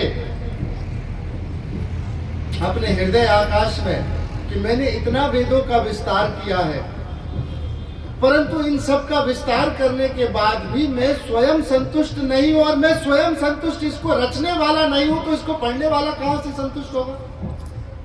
जब मैं इसको रचने वाला ही स्वयं संतुष्ट नहीं हूं, तो इसको कहने वाला, इसको पढ़ने वाला कैसे संतुष्ट हो सकता है। तो व्यास देव जी अपने गुरुदेव को प्रार्थना करने लगे। तब नारद जी वहां प्रकट हुए। तो शिक्षा हमको क्या प्राप्त होती है कि जब हमको पता होगा कि हम कुछ नहीं जानते हैं तो गुरुदेव आएंगे, नहीं तो गुरुदेव को क्या पढ़िए वहां।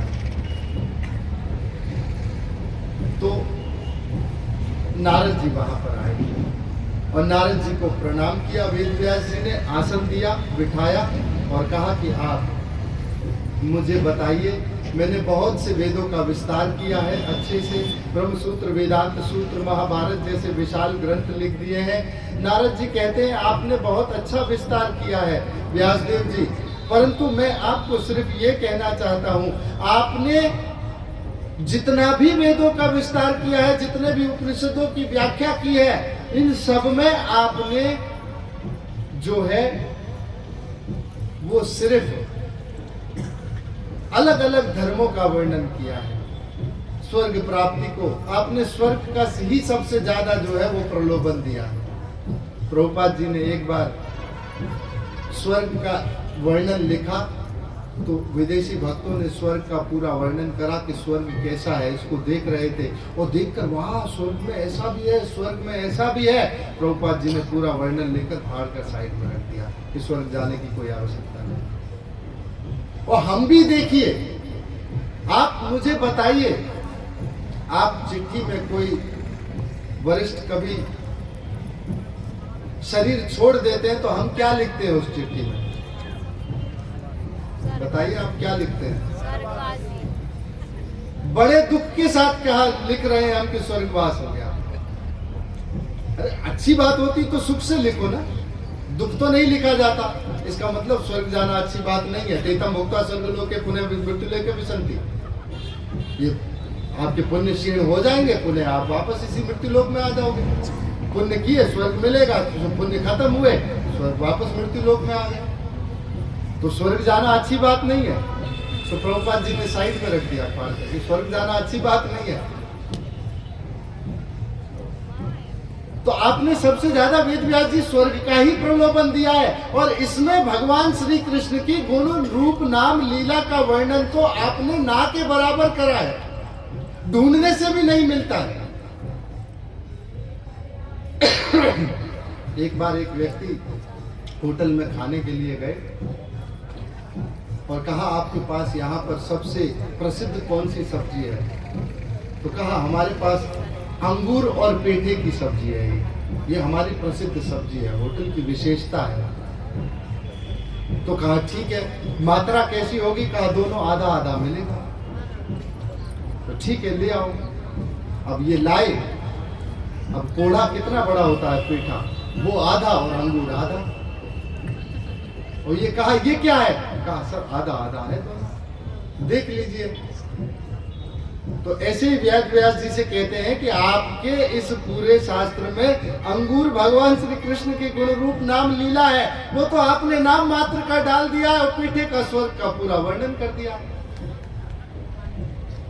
तो अब आप व्यासदेव जी भगवान श्री कृष्ण के गुण रूप नाम लीला को विस्तार से लिखो। तब वेद व्यास जी को नारद जी ने चतुर्श्लोकी भागवत सुनाई। अहमेवासमेवाग्रे नान्यद् यत् सत्परं पश्चादेयं यदेतच्च शोभशिष्येत शोभस्याहम्। चतुर्श्लोकी भागवत का उपदेश दिया है। इस चतुर्श्लोकी भागवत को व्यासदेव जी ने पहले सरस्वती नदी के तट पर जाकर स्नान कर इसको चतुर्श्लोकी भागवत का पाठ कर हृदय आकाश में इसको कहा है। तब वेद व्यास जी ने भगवान श्री कृष्ण के पहले माया का दर्शन किया और देखा कि ये समस्त संसार के जो व्यक्ति है, ये माया जो है उसके वश में ये सब है, और ये जो माया है ये स्वयं भगवान के वश में है। ये व्यक्ति संसार के माया के वश में है, परंतु ये माया जो है ये पीछे भगवान के पीठ के रहती है और ये स्वयं भगवान के वश में है, सामने नहीं आती है माया कभी। और फिर भगवान के पूरे विराट पुरुष का वर्णन दर्शन किया व्यासदेव जी ने, और तब व्यासदेव जी ने जो है इस श्रीमद् भागवतम सातवतम संहिता, तब इस सातवतम संहिता भागवत रूपी ग्रंथ का जो है विस्तार पूर्वक जो है वह पूरा जो है वो लिखा, संकलन किया। तो इस प्रकार से भागवत कब कहा और किसकी प्रेरणा से प्रकट हुई। और फिर दूसरा प्रश्न कि ये भागवत सुखदेव गोस्वामी जी ने, वो ब्रह्म आनंद में सदा मुनिंद्र है, योगेंद्र है, ऐसी 38 विशेषताएं सुखदेव गोस्वामी जी की लिखी हुई है। सदा दिगंबर वेश में रहते हैं, दिशाई जिनके वस्त्र हैं, ऐसे सुखदेव गोस्वामी जी ने जो 7 मिनट तक गोदोहन से भी अधिक समय तक एक स्थान पर ठहरते नहीं है, उन्होंने कैसे इस भागवत का इतना 18,000 श्लोकों का पूरा पाठ कर लिया एक स्थान पर बैठकर। तो कहा कि जब माता वाटिका के गर्भ में सुखदेव गोस्वामी आए, जो कथा हमने बताई कि अमरनाथ रूप में सुखदेव गोस्वामी सुनकर आए शुभ रूप में, उस समय जब सुखदेव गोस्वामी माता वाटिका के गर्भ में प्रवेश किया तो सुखदेव गोस्वामी बाहर नहीं आ रहे थे और कहा व्यासदेव जी ने, बेटा बाहर आ जाओ। सुखदेव गोस्वामी कहते हैं पिताजी नहीं, बाहर माया है, माया पकड़ लेगी। व्यासदेव जी कहते हैं आप चिंता मत करो बेटा, माया आपको नहीं पकड़ेगी। सुखदेव गोस्वामी कहते हैं पिताजी माया आपके वश में है क्या? सुखदेव गोस्वामी के इस प्रश्न से व्यासदेव जी निरुत्तर हो गए। कहा माया तो मेरे वश में नहीं है, वो तो मायापति के वश में है। तब उस समय भगवान श्री कृष्ण इस धराधाम पर थे। व्यासदेव जी गए भगवान श्री कृष्ण के पास और कहा मेरा पुत्र है सुखदेव, क्योंकि पुत्र लायक होता है तो पिता चाहता है उसको मेरा सारा मैंने ज्ञान जितना है मैं उसको दूं। तो सुखदेव जैसा परम पुत्र जब होता है तो अपना पिता गुरु रूप में सारा ज्ञान उसको देने की चेष्टा करता है। तो आज सुखदेव गोस्वामी जैसा पुत्र है, पुत्र कामना भी सिर्फ अपने ज्ञान को आगे बढ़ाने के लिए की थी। तो भगवान के पास चले गए, भगवान आए, भगवान आकर कहते हैं कि बेटा सुखदेव बाहर आ जाओ तुम। कहते हैं बाहर माया पकड़ लेगी। भगवान कहते हैं आप चिंता मत करो, माया अधिक्षेण प्रकृति, ये माया जो है ये मेरे अधीन काम करती है। सूर्य चित्ते से चराचरम, ये जो प्रकृति है ये माया है, ये सब मेरे अधीन काम करती है। तुम बाहर आ जाओ। सुखदेव गोस्वामी बाहर आ गए और आते ही सुखदेव गोस्वामी चल दिए, रुके नहीं, सीधा चल दिए। 16 साल के 15 साल के दिगंबर वेश में सीधा आगे की ओर चले जा रहे हैं। पिताजी व्यासदेव जी पीछे पीछे चल रहे हैं, कह रहे हैं बेटा रुको, बेटा रुको। परंतु जैसे पर्वतों से टकराकर आवाजें वापस आती है, ऐसे पुनः अपने पास ही बेटा रुको आवाज आ रही थी। चलते चलते वर्णन आता है, कुछ स्त्रियां स्नान कर रही थी सरोवर में। उनको देखकर, सुखदेव गोस्वामी को देखकर वो स्नान करने में ही मग्न रही, कुछ किया नहीं उन्होंने। व्यासदेव जी आगे से जब गुजरे तब उन्होंने बाहर निकलकर अपने तन को ढक लिया, शरीर को। तब व्यासदेव जी कहते हैं, बेटा मेरा बेटा आगे 16 साल का दिगंबर वेश में जा रहा था, सावला सलोना सुखदेव, आपने उसको देखकर ढका नहीं, वस्त्र अपने शरीर को ढका नहीं, और मैं आपके परदादा की उम्र का हूं, मुझे देखकर आप अपने इस शरीर को ढक रही हो, ऐसा क्यों किया बेटा? आपको मुझसे संकोच है, उससे संकोच नहीं हुआ? नारिया कहती है, व्यासदेव जी आप तो स्त्री और पुरुष का भेद जानते हो, आपकी जो दृष्टि है उसमें जो स्त्री और पुरुष का भेद जो है उसका आपको जानते हो आप उसके, परंतु आपका बेटा सुखदेव गोस्वामी जो है उसके लिए तो स्त्री पुरुष पत्थर पहाड़ नदी पर्वत सब एक जैसे हैं, वो तो सभी में ब्रह्म को देखता है, तो इसीलिए हमको कोई संकोच हुआ ही नहीं। व्यासदेव जी समझ गए, पुनः वापस आ गए।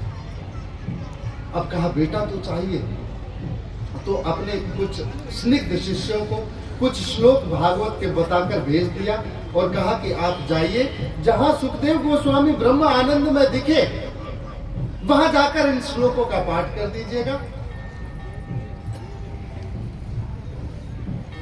कहा ठीक है। अब शिष्य जाते थे स्मिता आदि लेने के लिए, सुखदेव गोस्वामी देखते थे जंगल में जहां ब्रह्म आनंद में सुखदेव गोस्वामी बैठे रहते थे, इन्होंने जाकर श्लोकों का पाठ करना प्रारंभ किया। वरा पीड़म नट वरा वपु करणियो कर्णिकारम, भगवान श्री कृष्ण का उद्धव जी ने जो श्लोक बोला है उसको बोला, वरा पीड़म नट वरा, ऐसा सुंदर उसका वर्ण है। सुखदेव गोस्वामी पुनः ब्रह्मानंद में चले। फिर पुनः कुछ दिनों के बाद शिष्य आए, फिर दोबारा श्लोक पढ़ना प्रारंभ किया। एक इस बार तो पूतना के लिए जो श्लोक कहा गया है कि उस पूतना को जो भगवान श्री कृष्ण को स्तन पर विष लगाकर मारने के लिए आई थी, उसको भी धात्री का स्थान दे दिया। किम दयालु परम, किम्मा दयालु परम, ऐसा दयालु कौन है? अब तो सुखदेव गोस्वामी का आनंद टूट गया कि सुंदर नहीं है, दयालु भी बहुत है, परोपकारी है, दयालु है। अरे विष लगाकर आई है, उसको भी मात्रा धात्री का स्थान दे दिया, गति दे दी अपने लोक में। ऐसा अद्भुत दयालु कौन हो सकता है? अब तो सुखदेव गोस्वामी का ब्रह्म आनंद टूट गया। पूछा ऐसा कौन है इस धरती पर? कहा हमें नहीं पता, हमारे गुरुदेव से पूछिए। पुनः सुखदेव गोस्वामी वापस आ गए व्यासदेव जी के पास। आकर देखा, अरे ये तो मेरे ही पिताजी हैं। तब सुखदेव गोस्वामी ने इस श्रीमद् भागवत के 18,000 श्लोकों का 335 अध्यायों का 12 स्कंदों का पूरा जो है वो अध्ययन किया। इस तरह से सुखदेव गोस्वामी ने, और सुखदेव गोस्वामी कहते थे कि मैं सदा ब्रह्म आनंद में लीन रहता था, सदा ब्रह्म आनंद में लीन रहता था, परंतु इस कृष्ण की लीलाओं ने मुझे इस वृंदावन की माटी में लौटने पर मजबूर। ये भगवान श्री कृष्ण की लीलाओं ने मेरी सारी ब्रह्म आनंद को दूर कर दिया। मधुसूदन सरस्वती बनारस के विख्यात प्रकांड पंडित हुए। एक दिन वृंदावन में घूमते हुए आ गए और आकर एक सामान्य से शिष्य से पूछा, आप मुझे बताइए ये समस्त संसार ब्रह्म है? उससे शिष्य पूछता है मधुसूदन सरस्वती जी से, आप मुझे बताइए, आप ब्रह्म के उपासक है, आप मुझे बताइए ये समस्त संसार ब्रह्म है? कहा ये समस्त संसार ब्रह्म है। तो कहा आप भी ब्रह्म, मैं भी ब्रह्म। कहा आप भी ब्रह्म है, मैं भी ब्रह्म हूं। तो कहा आप जब शास्त्रार्थ कर कर किसी को हराते हैं तब आपको सुख मिलता है? तो कहा सुख तो मिलता है जब किसी को हराते हैं तो कहता है मेरा आपसे सिर्फ इतना ही प्रश्न है कि ब्रह्म ब्रह्म को हराकर सुखी कैसे हो सकता है? अरे ब्रह्म ही ब्रह्म को हरा रहा है तो सुखी कैसे हो रहा है वो स्वयं? इस एक प्रश्न से मधुसूदन सरस्वती का जीवन बदल गया। काशी विश्वनाथ पुणे गए, शंकर जी से प्रार्थना करी शिव जी से कि मुझे वृंदावन धाम का वास दीजिए, और यहाँ वृंदावन में वापस आए मधुसूदन सरस्वती और कहते हैं मैं अद्वैतवाद के शिखर पर पूजनीय सिरमौर मुकुट था, परंतु इस कृष्ण की लीलाओं को जब मैंने सुना तो इस ब्रज की माटी पर मैं लुटने पर मजबूर हो गया। सिर्फ इस कृष्ण की लीलाओं को सुनकर मैं इस ब्रज की माटी में लौटने पर मजबूर हूं। तो ऐसे सुखदेव गोस्वामी ने ब्रह्म आनंद में लीन रहने पर भी इस तरह से जो है भागवत का 18,000 श्लोकों का पाठ किया। फिर पूछा कि श्रीमद् भागवत में तीसरा प्रश्न कि परीक्षित महाराज इस एक छत्र सप्तद्वीपति पृथ्वी के राजा थे, इन्होंने कैसे अन्न और जल का त्याग कर दिया? तो श्रीमद् भागवत का प्रथम स्कंद अधिकारी स्कंद है। श्रीमद् भागवत के प्रथम स्कंद में कुल मिलाकर 19 अध्याय है। प्रारंभ के 3 अध्यायों में सनकादि ऋषियों के 6 प्रश्न, उनके उत्तर, 3 आगे के प्रश्नों में 3 और आगे के अध्यायों में ये दो उत्तर दिए मैंने किस प्रकार से जो सुखदेव गोस्वामी ने भागवत सुनी और किस तरह से इस भागवत का प्राकट्य हुआ। तो 3 और 3 6 आगे के पूरे 12 अध्यायों में इस भागवत को सुनने वाला अधिकारी श्रोता परीक्षित महाराज के कुल का वर्णन है। अर्थात ऐसे भागवत पुरुष परीक्षित महाराज को जिनके लिए स्वयं सुखदेव गोस्वामी ने भागवत का जो है वो विस्तार से वर्णन किया है, 7 दिनों 24 घंटे लगातार, उस भागवत को सुनने वाला परीक्षित की पात्रता क्या है? पात्र कैसा है? एक योग्यता होती है, एक पात्रता होती है। तो पात्र कैसे बने परीक्षित महाराज के लिए पूरा इनके कुल का वर्णन है कि परीक्षित जैसा पात्र को जन्म जिनके लिए भागवत को हमको प्राप्त हुई है, जिनको भागवत प्राप्त हुई है, इनके 3 मात्र कुलों का वर्णन है, जिसमें उत्तरा का, माता उत्तरा का वर्णन है, द्रौपदी की प्रार्थनाएं हैं, माता कुंती की प्रार्थनाएं हैं, 3 पितृकुलों का वर्णन है, युधिष्ठिर महाराज की भगवत भक्ति कृष्ण भक्ति का वर्णन है, भीष्म पितामह की सद्गति का वर्णन है, धृतराष्ट्र की भी सद्गति का वर्णन है, विदुर की भी सद्गति का वर्णन है। कि ऐसे परीक्षित महाराज जैसे पात्र को जन्म देने के लिए 3 मात्र कुल और पितृ कुलों की भक्तियां लगती हैं, तब जाके परीक्षित जैसे का जन्म होता है। 3 पीढ़ियों का जन्म, 3 पीढ़ियों का जन्म से इस गंगा इस धरती पर आई है। 3 पीढ़ियों के जन्म से परीक्षित जैसे भक्त का जन्म होता है। तीसरी पीढ़ी हमारे कृष्ण भावना भावित की, ये तीसरी पीढ़ी अब जो है ये इनका हमें इंतजार है कि ये कैसे अब इसका कार्यभार संभालेगी। तो 3 पीढ़ियों की जो है वो परिश्रम लगता है, तब जाके जो है कुछ खड़ा होकर तैयार होता है। तो आज 3 पीढ़ियों के पितृकुलों का वर्णन है। तो ये परीक्षित महाराज के जो उत्तर का पूरा वर्णन है, ये पूरा विस्तार से अब हम करना प्रारंभ करेंगे। तो अभी तो मैंने सिर्फ आपको एक ओवरव्यू की तरह सामने की तरफ से आगे बताया है कि क्या क्या आने वाला है। एक व्यक्ति भोजन करने के लिए गया, कहीं शादी पार्टी में गया, और वहां जाकर दूरदर्शिता क्या हो सकती है? मैंने तो आपको दूरदर्शिता दी कि आगे क्या आने वाला है। तो एक व्यक्ति शादी में गया, वहां जाकर उसने भोजन किया। तो भोजन कुछ इस प्रकार से किया, उसने पहले खिचड़ी खाई, दाल चावल खिचड़ी खाई पहले, फिर बादाम का हलवा खाया और फिर पुनः दाल चावल खाए। वापस आया घर, दोस्त ने पूछा, ये तो ठीक था तूने खाया, लेकिन पहले दाल चावल खाए, फिर तूने बादाम का हलवा खाया और फिर तूने दाल चावल खाए, इसका मैं थोड़ा, इसके अंदर क्या भेद है मैं समझ नहीं पाया। तो कहा भेद तो कुछ ज्यादा नहीं है, मौसम खराब चल रहा है थोड़ा सा, तो गलती से अगर उल्टी आ गई तो भी दाल चावल बाहर आएंगे, और अगर लूज मोशन दस्त लग गए तो भी दाल चावल बाहर आएंगे। ये बादाम का हलवा बीच में सेफ रहेगा, बादाम का हलवा एकदम सेफ रहेगा। तो एक दूरदर्शिता है सिर्फ।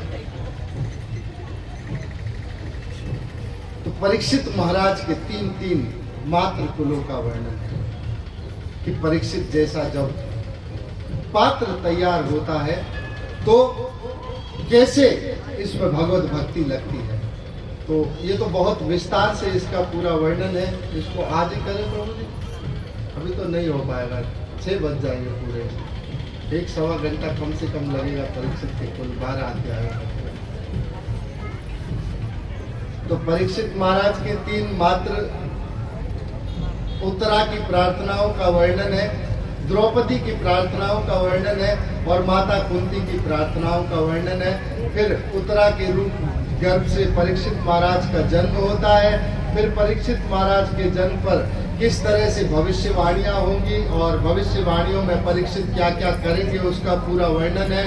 फिर परीक्षित महाराज जन्म जब उनको राज शासन प्राप्त होगा, इस राज शासन को प्राप्त करने के बाद परीक्षित महाराज जो है वो पहले दिग्विजय करने जाएंगे, वहां कलयुग पर विजय प्राप्त करेंगे परीक्षित महाराज। फिर पुनः वापस राज शासन में आएंगे, राज शासन में पुनः वापस आने के बाद फिर पुनः वापस एक बार और मृग्या करने के लिए जाएंगे। तब गलती से सम्यक ऋषि के गले में जो है प्यास लगने पर जो है वो सर्प डाल देंगे।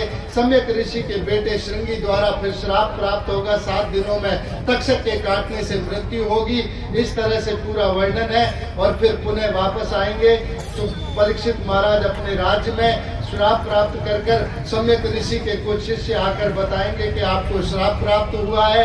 नीचे रखेंगे अपने मुकुट को, वहीं अपने धनुष बाणों को रखेंगे, राज का पूरा भेष उतारकर और वहां से सीधा जाकर गंगा जी के तट पर जाकर उस सभा में जाने के लिए आगे बढ़ेंगे। जब संसार पूरे को ये पता चला ब्रह्मांड में कि परीक्षित को श्राप लगा है तक्षक के काटने से, राज ऋषि ऐसा अद्भुत भक्त जो है श्राप लगा है सम्यक ऋषि का, तब उनके कल्याण के लिए पूरे ब्रह्मांड से ऋषि उतर कर नीचे आने लगे। यहाँ से स्वर्ग तप लोक से, जन लोक से, महर लोक से, सत्य लोक से भी ऋषि ऊपर नीचे उतर कर आने लगे। गौतम कणाद विपलायन आदि ऋषि नीचे उतर कर जब आए तब वहाँ उस ऋषियों से भरी सभा में परीक्षित महाराज बैठे हुए थे और पूछ रहे थे परीक्षित महाराज कि मेरे लिए कल्याण का साधन क्या है और सबके लिए क्या साधन कल्याण का हो सकता है, अब और जिसकी मृत्यु निकट हो उसको क्या करना चाहिए। तब परीक्षित महाराज को सब तो सब कुछ बता रहे थे। कोई कह रहा था यज्ञ कर लीजिए, कोई कह दीजिए दान कीजिए। उस समय उस ऋषियों से भरी सभा में दिगंबर वस्त्र में सुखदेव गोस्वामी को पीछे बच्चे पाथर मारते हुए भागते हुए आ रहे थे। उस ऋषियों से भरी सभा में सुखदेव गोस्वामी प्रवेश करते हैं और ब्रह्मांड के सारे ऋषि खड़े हो जाते हैं। एकमात्र व्यासदेव खड़े नहीं होते, ऋषि पराशर खड़े नहीं होते और नारद जी खड़े नहीं होते सिर्फ, और ब्रह्मांड के सारे ऋषि खड़े हो जाते हैं।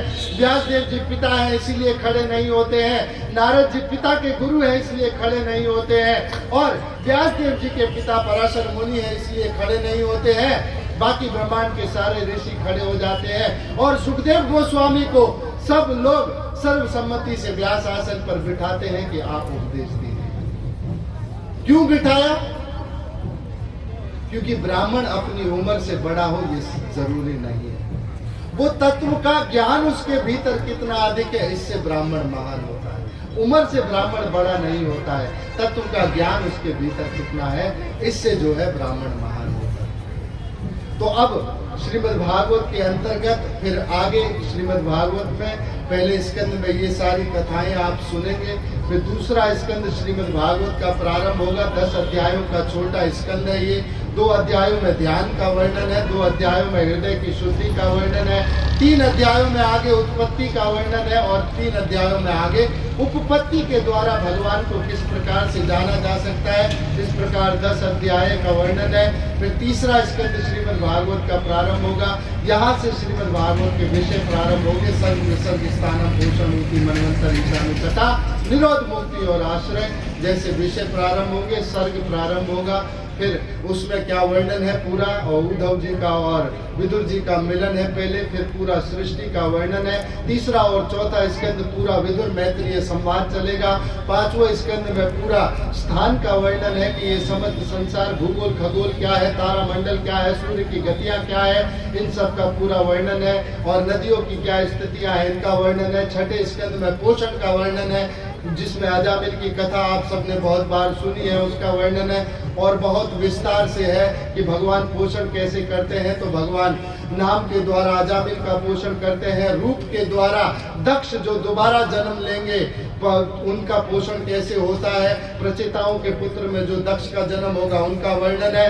फिर आगे इंद्र का जो है वाद के द्वारा, नाद के द्वारा, कवच के नारायण कवच के द्वारा किस प्रकार पोषण करते हैं भगवान, पूजा के द्वारा दिति के गर्भ में जो है वो मरुत गणों का पोषण भगवान कैसे करते हैं उसका वर्णन है। 7वां स्कंद फिर प्रारंभ होता है, जिसमें भगवान का आगे भगवान किस प्रकार से कर्म वासना ऊती किस प्रकार होती है। 15 अध्यायों के इस स्कंद में पूरा पहले हिरण्यकशिपु की तपस्या का वर्णन है, फिर जो वर्णन आता है वो प्रहलाद महाराज के अद्भुत चरित्र का वर्णन है।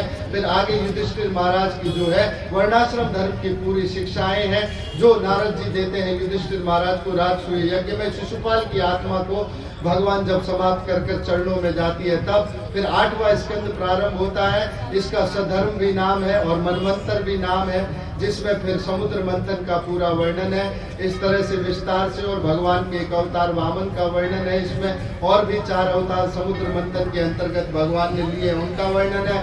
9वां स्कंद ईशानु कथा है पूरा, जिसमें भगवान श्री कृष्ण के भक्त जो है भक्त और भगवान के अनुगामियों की पूरी कथाओं का वर्णन है, जिसमें 12-12 अध्यायों में सूर्यवंश और चंद्रवंश का विस्तार से वर्णन हम आगे करेंगे। 10वां स्कंद भगवान श्री कृष्ण की परिपूर्ण लीलाओं से है, जिसमें भगवान श्री कृष्ण की सिर्फ लीलाएं होंगी। तो 6ठा और 7वां दिन पूरा भगवान श्री कृष्ण की कथाओं का चलेगा। और फिर आगे 11वें स्कंद में मुक्ति का वर्णन है कि मुक्ति कैसे हो सकती है। 4 अध्यायों में नव योगेंद्र संवाद का पूरा वर्णन है, भागवत धर्म का पूरा वर्णन है इसमें। और फिर आगे इसमें मुक्तियों का वर्णन दिया गया है कि सारेष्टि मुक्ति कैसे होती है, सारूप्य मुक्ति कैसे होती है, सालोक्य मुक्ति का भी वर्णन है। इस प्रकार से पूरा विस्तार से वर्णन है। फिर 12वां स्कंद है, इसमें ये भगवान का आश्रय का भी है स्कंद। इसमें जो है फिर कलयुग में आने वाले और कौन कौन से राजा होंगे, कलयुग में क्या लोगों के आचरण होंगे उसका वर्णन है। और फिर आगे विस्तार से इसमें वर्णन बहुत सारी चीजों का और है जो विस्तार से हम आगे करेंगे। तो आज की कथा को मैं यही विराम देता हूँ। कथा ऐसे ही आपको सुनने को मिलेगी, ज्यादा बिना किसी संगीत के आपको सुनने को मिलेगी, और सिर्फ कथा रूपी अमृत की आपको जो है हम पिला पाएंगे। हरे कृष्णा हरे कृष्णा कृष्णा कृष्णा हरे हरे, हरे राम राम राम हरे हरे। तो मैं तो अपनी वाणी को यही विराम देता हूँ। हरे कृष्ण।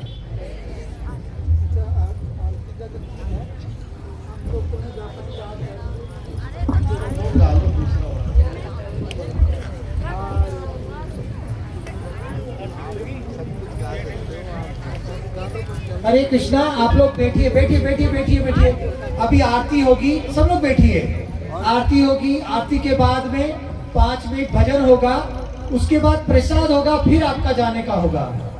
तो आप लोग अभी कृपा करके बैठिए। जिसका आखिरी अच्छे है उनका सब कुछ अच्छे है, और पहले आपने प्रसाद छोड़ करके जाओगे तो मती खराब हो जाएगा। पूरा 3 घंटा लॉस, ग्रेट लॉस। तो बैठे बैठे क्या लाभ हुआ? अभी प्रसाद है, आरती माने कृपा है, आरती माने भागवत का आरती होना चाहिए, पाठक को प्रणाम करना चाहिए। फिर थोड़ा क्यों सब गांठ फाट सब टाइट हो गया है, उसको ढीला करना है, फिर प्रसाद लेना है और घर जाकर सजाइए काल 1 बजे के लिए। नहीं तो क्या होगा, फिर एक्सरसाइज करना पड़ेगा।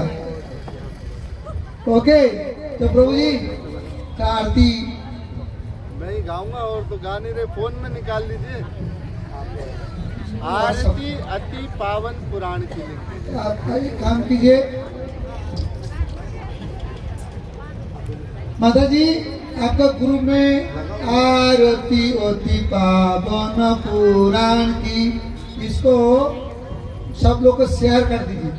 प्रभु जी जब बोलेंगे तो सभी लोग बोलेगा। आपका अपना मोबाइल असिस्टेंट निकालो। कलयुग के प्रथम देवता है अभी गूगल देवता। हाँ, कलयुग के पहले कोली का अवतार मोबाइल को निकालो। अच्छा बताओ, मोबाइल हमको चलाता है ना मोबाइल को हम चलाते हैं? हाँ, मोबाइल हमें चलाता है। लेकिन मोबाइल हमें चलाते हैं। अच्छा बताओ, चाय हमको पीते हैं ना चाय मैं चाय को पीता हूँ? चाय हमें पीती है। हमारा जीवन को बर्बाद कौन कर रही है? चाय। हालत खराब है, सब उल्टा। जिन कोली आ गए और बचाने के लिए प्रभु जी आ गए। इसलिए हम चाय नहीं पीते हैं, चाय तो छोड़ना चाहते हैं, लेकिन चाय हमको नहीं छोड़ते हैं। यस नो, ये चिंतन किसके बारे में होना चाहिए ना? हम चाय नहीं छोड़ेंगे, चाय चिंतन छोड़कर कृष्ण चिंतन आना चाहिए था। क्या चिंतन आना चाहिए था? हम गैरेज करें, नवरात्रि करें, मंगलवार करें, सोमवार करें, लेकिन चाय हमको छोड़ता नहीं। क्योंकि वहां निवास कौन करता है? कली। कौन रहता है? अधर्म।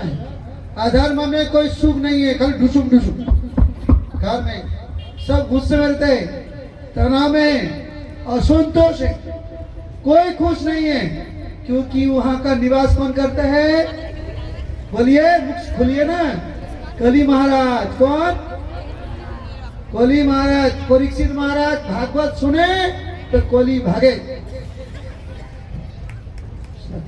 माता जी शेयर कर दिया। हाँ, हरे कृष्णा। आनंद आ रहा है कि नहीं? देखो, इसे हाथ ताली नहीं। आज घर जाएंगे, पहले बार इस्कॉन वाले के द्वारा कथा हो रही है ना। कथा में ऐसे नहीं कि वृद्धाश्रम हो गए हैं वहां में कुछ दान दे दीजिए, रुक्मिणी विवाह हो रहा वहां कुछ दान दे दीजिए, ऐसा कुछ नहीं होगा यहाँ में। सिर्फ भगवान की लीला है, जो नहीं सुने को भी इस बार सुन पाओगे। इसलिए अगले काल आप एकला मत आना, साथ में कितना लोगों को ले आओगे? बोलो हर व्यक्ति 10 कितना? कौन 10 लेकर आओगे साथ में? अरे हाथ तो उठाओ। हाँ, पूरा भर जाना चाहिए। यह हमें किसी का पैसा नहीं देना है। जाने के समय भोजन करके जाना। Okay start. हरे कृष्णा। और कल का जो समय रहेगा 1 बजे से स्टार्ट हो जाएगा।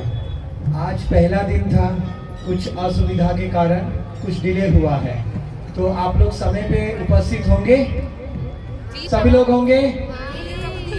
हरे कृष्णा।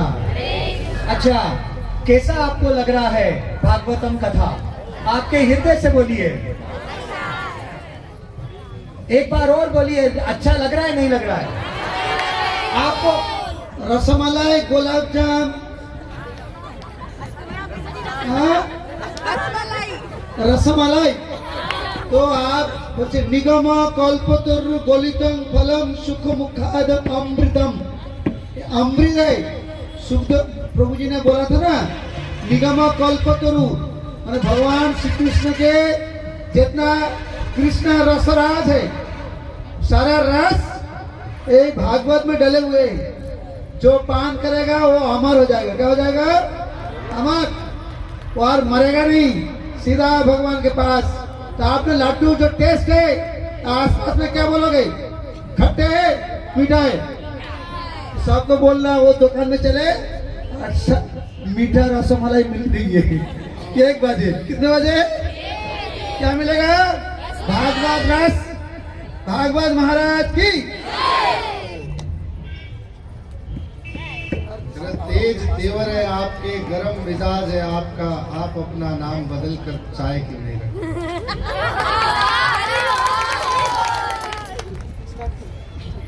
हरे कृष्णा। सब खड़े हो जाओ। अपने आप लोग व्हाट्सएप खुलिए और आरती, भागवत का आरती होना चाहिए। तो आरती करने से भागवत हृदय में जाएगा और तभी गंदगी निकलेगा। गंदगी बाहर रहते है, अंदर रहते है। बोलिए ना, सारा गंदगी अंदर है, बाहर। इसे कैसे निकालोगे? भागवत में निकल सकते हो। हरे कृष्णा। आरती है पावन पुराण की, आरती है पावन पुराण की। धर्म भक्ति विज्ञान ज्ञान की। बोलो बोलो बोलो।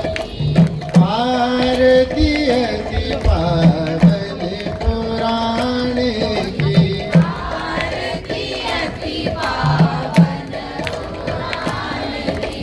धर्म भक्ति विज्ञान ज्ञान की।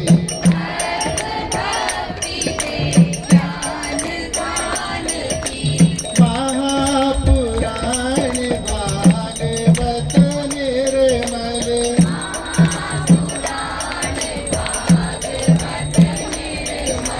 सुख मुख विगलित निगम कल्प फल।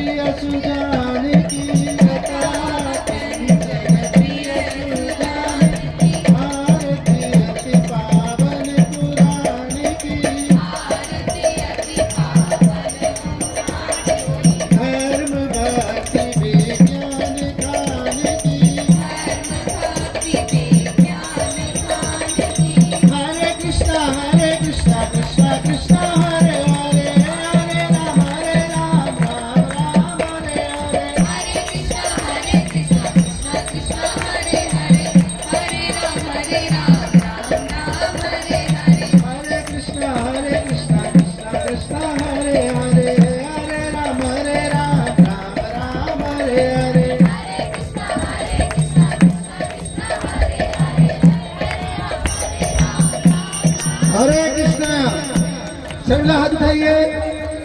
देखो तो कौन ने हाथ उठाया, देखो तो हाथ किसके टहरा है।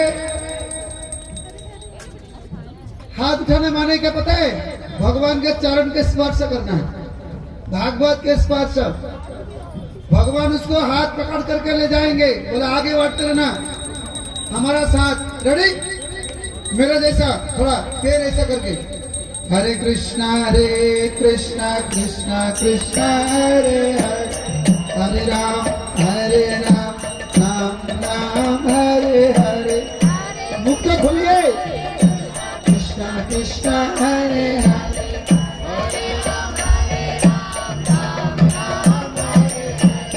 आप लोग कैसे लगे?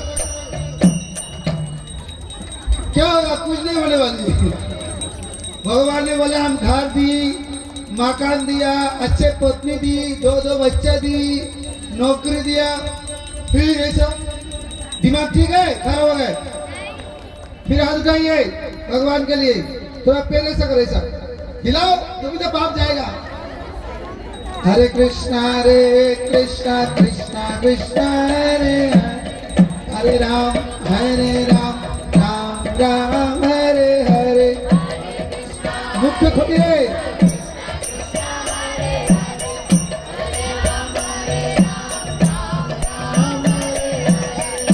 हरे कृष्णा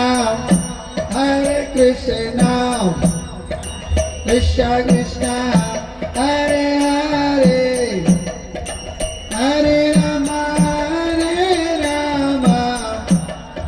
राम राम हरे हरे। बोलो हरे कृष्णा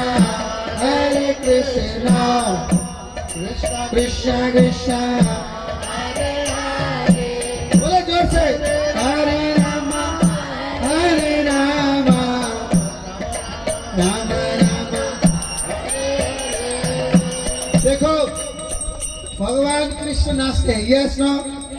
इसके भगवान कृष्ण का एक नाम है नटवर, क्या नाम है? और एक भगवान का नाम है नटराज, क्या नाम है उनका? वो कौन है? बोले नटराज कृष्ण शंकर जी, नटराज शिव जी, यस नो? भगवान नाचते हैं कि नहीं? देखते हैं कौन भक्त है, जो भक्त है उनका वो नाचेगा, बाकी सब भूत प्रेत का भक्त पता चलेगा। हाथ उठाइए। जो शिव जी का भक्त है, कृष्ण जी का भक्त, वो क्या करेगा? जो भूत प्रेत का है कुछ नहीं होने वाली है। रेडी? हे कृष्णा कृष्णा हरे हरे, हरे राम राम हरे हरे। बोला बोला, हरे हरे, हे कृष्णा कृष्णा कृष्णा हरे हरे, हरे राम राम हरे हरे।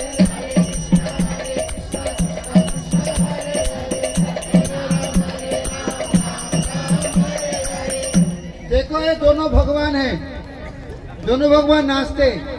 जो नाचेगा उसका पाप नष्ट हो जाएगा। हाथ उठाइए फिर एक बार, ऐसा करने से पाप नहीं जाएगा। ऐसा रेडी? पैर उठना चाहिए। रेडी? हाथ उठाइए। देखो तो जो पैर उठाएगा वही भाग्यवान, बाकी तो सब बेकार है। हरे कृष्णा कृष्णा कृष्णा हरे हरे राम राम। देखो देखो, ए बच्चे सब खड़ा हो जाओ, आ जाओ आ जाओ। देखो हमारा बच्चे, देखो स्कूल वाले, बस बस बस बस बस। रेडी? ऐसा एक स्टेज का स्टेज तोड़ना है। हरे कृष्णा कृष्णा कृष्णा हरे हरे, हरे राम राम राम हरे हरे। बोलो हरे कृष्णा कृष्णा कृष्णा। मुख तो खोलिए ऐसा, हरे राम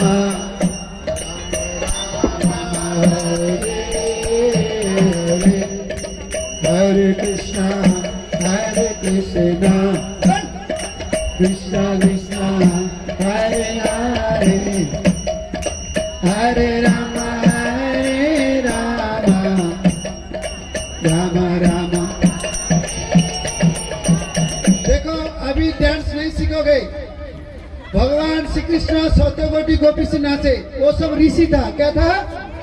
ऋषि भक्त।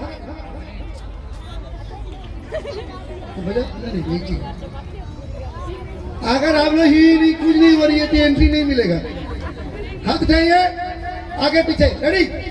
ऐसा माने क्या बताए? प्रभु आपका चरण हमारा सिर पर, रेडी। हरे कृष्णा कृष्णा कृष्णा हरे हरे, हरे राम राम राम हरे हरे। बोलो हरे कृष्णा। हाँ, आवाज आना चाहिए।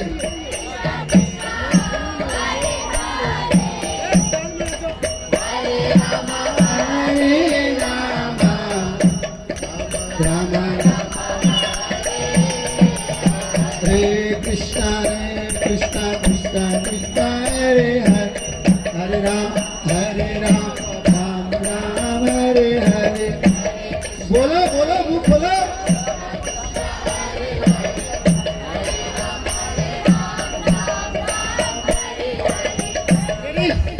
रेडी, हाथ उठाइए। अभी देखते हैं किसका पाप कम हुआ, पता चलेगा अभी। रेडी, बच्चे सब क्या कर रहे हो आप लोग? रेडी। हरे कृष्णा कृष्णा कृष्णा हरे हरे राम राम हरे हरे, हरे राम। इसके माने क्या बताए?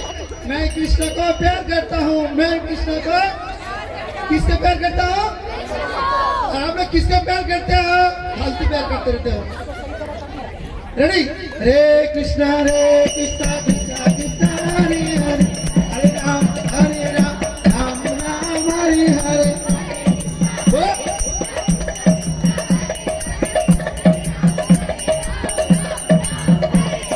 हरे कृष्णा कृष्णा कृष्णा हरे हरे, हरे राम राम राम हरे हरे। बोलो, हाथ उठा कर बोले शेष। ऐसा ऐसा जोर से बोले कृष्ण जी के हृदय में पहुंचे। मेरे पीछे पीछे बोलिए हरे कृष्णा। नो, कम से कम 100% होना चाहिए, तो 75% होगा। हरे कृष्णा। बढ़िया, 90। थोड़ा उसे खींचो, थोड़ा टाइट दो। हरे कृष्णा कृष्णा जो भगवान। देखो आप लोग यहाँ नहीं नाचोगे तो डॉक्टर ने आपको नाचा देगा। डॉक्टर पैसा भी लेगा और इंजेक्शन देगा। यहाँ नाचोगे पैसा भी नहीं देना पड़ेगा, इंजेक्शन नहीं लेना पड़ेगा। रेडी। नीताई गौर हरि बोल, हरि बोल, हरि बोल।